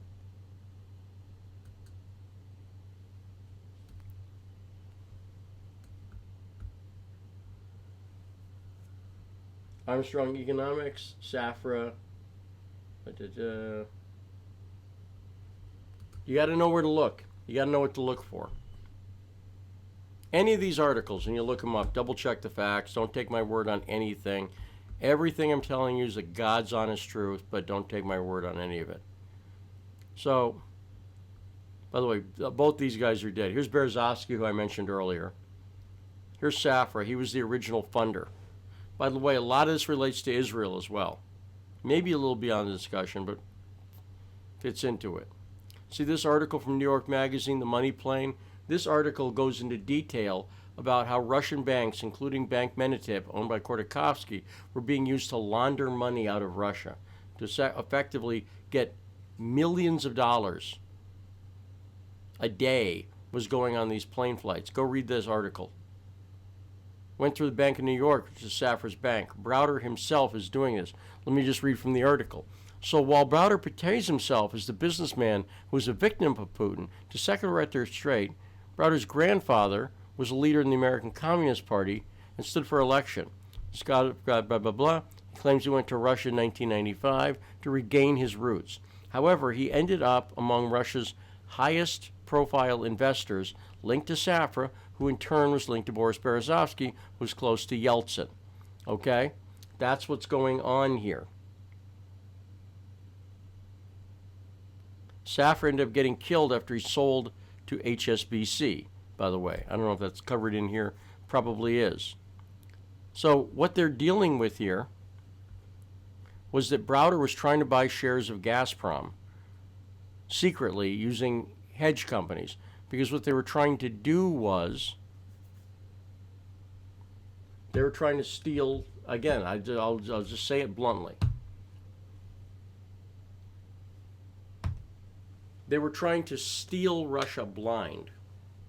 And this is under the Clinton administration. Now, let's go to 2016. Donald Trump may get elected. He's talking about getting rid of NATO. He's talking like a populist, and he's a billionaire to boot. He's not really part of their club. And this alliance of former leftist radicals who've been Alinsky'd into fooling people, military industrial complex, the traditional right, the deep state, the financial institutions, all of whom, by the way, use offshore banking, especially the deep state and the CIA when they're doing these coups and stuff like that. They're using secret offshore banking accounts, right? We've learned that time and time again. The other people using them are corrupt politicians and stuff like that. This is how the world works. And they're desperately afraid that Donald Trump will uncover it. Desperately afraid. If Trump figures out the truth, and he's got an inkling of it, but if he figures out the truth, the jig is up, because he is communicating directly with the American people via Twitter and so on. Does that make sense?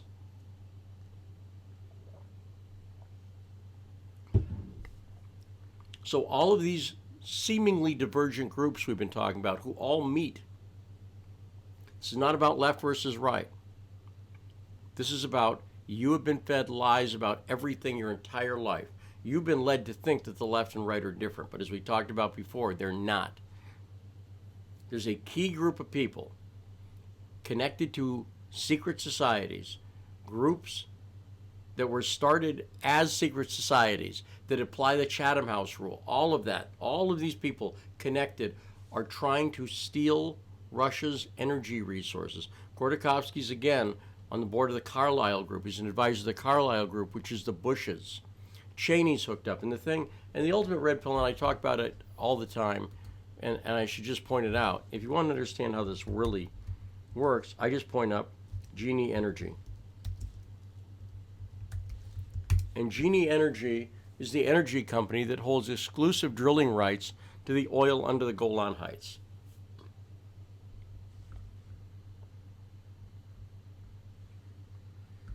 Here's the Strategic Advisory Board. Who runs the world? Whoops, that's funny. Let's try that again.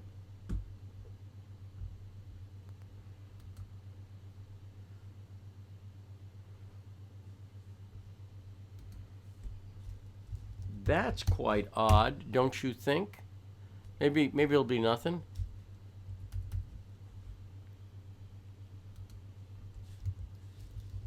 I've talked about this and shown this a number of times.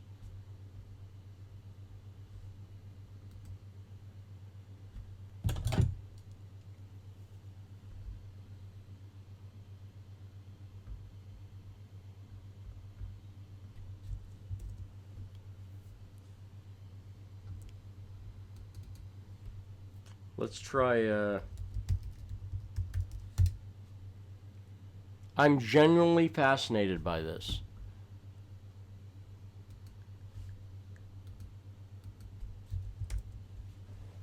If you've seen my Periscopes before, you've seen me talk about this before.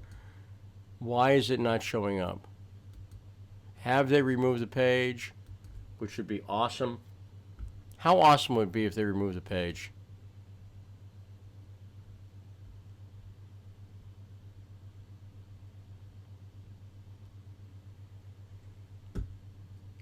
Try this here. Well, because the information, here's the thing. This I'm telling you, they're scared to death. Let's look who's on the Genie Advisory Board. And again, there's no conjecture. It's not a conspiracy theory. This is who's on the board. So they own exclusive drilling rights to the oil in under the Golan Heights. Larry Summers, we mentioned him before, head of the Treasury Department, one of the Harvard boys who destroyed Russia. Mary Landrieu, Bill Richardson. Bill Richardson is currently with AFCO, Jonathan Weiner's lobbying company, does work for Khodorkovsky. James Woolsey, CIA director. Dick Cheney. Rupert Murdoch, founder of Fox News. You want to know why Fox News is not on your side? Look he's on the this is how the world works. Lord Rothschild. The Rothschild family, we talk about them real briefly. They don't hold as much power as some people think they do, but the Rothschild family goes back. Remember I said monarchs and empires? That's what this goes back to. The Rothschilds were basically the accountants for monarchs going back to Germany. That's what they did. Rothschild, Red Shield, I believe that means. And so the Rothschilds go back to literally working with monarchs. They've adapted to the modern world, so now they start Genie Energy. How do they get that oil under the Golan Heights? What the big impediment there is you need to take out Syria. You think Syria is because Assad's a monster? No. No, the monsters are the people we've supported. We created ISIS. I reported on this. I went to Lebanon in 2013. It was obvious. They have to lie about Syria because they want the oil. And by they, I mean people like this who are on the left and right. Remember what I showed you before, the whole 3-2-2 thing, how that works. What you're seeing is Trump is trying to be taken out right now by a group of people that are connected to these secret societies who really run things, who want to maintain monarchies and empire. And while Trump may mean well, they control the media, and they've spent the past 2 years gaslighting him. Okay, so it's 2:16. We got this, so it's now we're 3 hours into this. And I will be honest, I'm getting tired. How are you guys doing?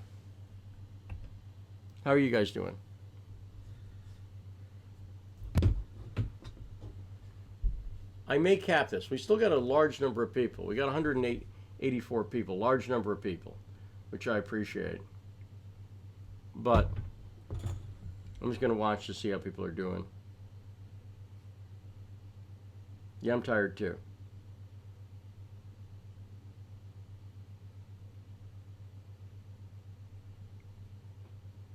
Okay, so let me point out. So this is one of the reasons I said I would do a marathon, because we haven't really even gotten to the Ukraine stuff and the specifics of what happened in 2016. We haven't really gotten into the heart of that.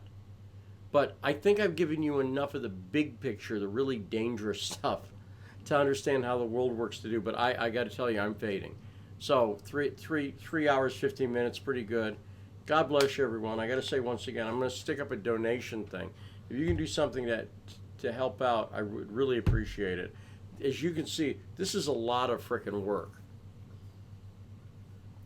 And I don't know anybody else really telling you the whole story. There are great reporters who worked on aspects of this. And there are, I mentioned Lucy Commissar, Andrei Nekrasov, the filmmaker behind the Magnitsky Act, MagnitskyAct.com. Alex Craner has been great. There's lots of great people online, Brett Harris, all the great people who follow me, from Bill Hale and Patty and Keisha and Jen and everybody else who's out there. There's a lot of people out there who are very supportive. There's a great thing tonight that I don't even know who the person was. I didn't follow him. They did on the things with Leschenko. But I think I'm going to cap it now because I am freaking tired. But I'm going to throw out the tip jar, and I hope that we can do stuff. I got to tell you again, it's a financial struggle. It is. Taking on billionaires is not the fun you would think it is, because what happens is you end up getting attacked by people on both the left and right. I get attacked by people. Dan Bongino came after me and blocked me. That's what started that. But I don't want you to be lied to. You are being lied to. You've been lied to every day of your life, and I'm trying to stop it. So anyway, I love you guys. Hey, Ez? Hey, Ez? Hey, are you about done? Well, do you want to go upstairs? Ez doesn't want to go upstairs.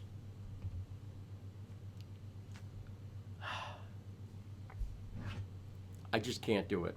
Anyway, so I'm going to end this. I love you guys. Hopefully this gave you a good start. 3 hours, 15 minutes, that's pretty good. Talk to you later. Bye.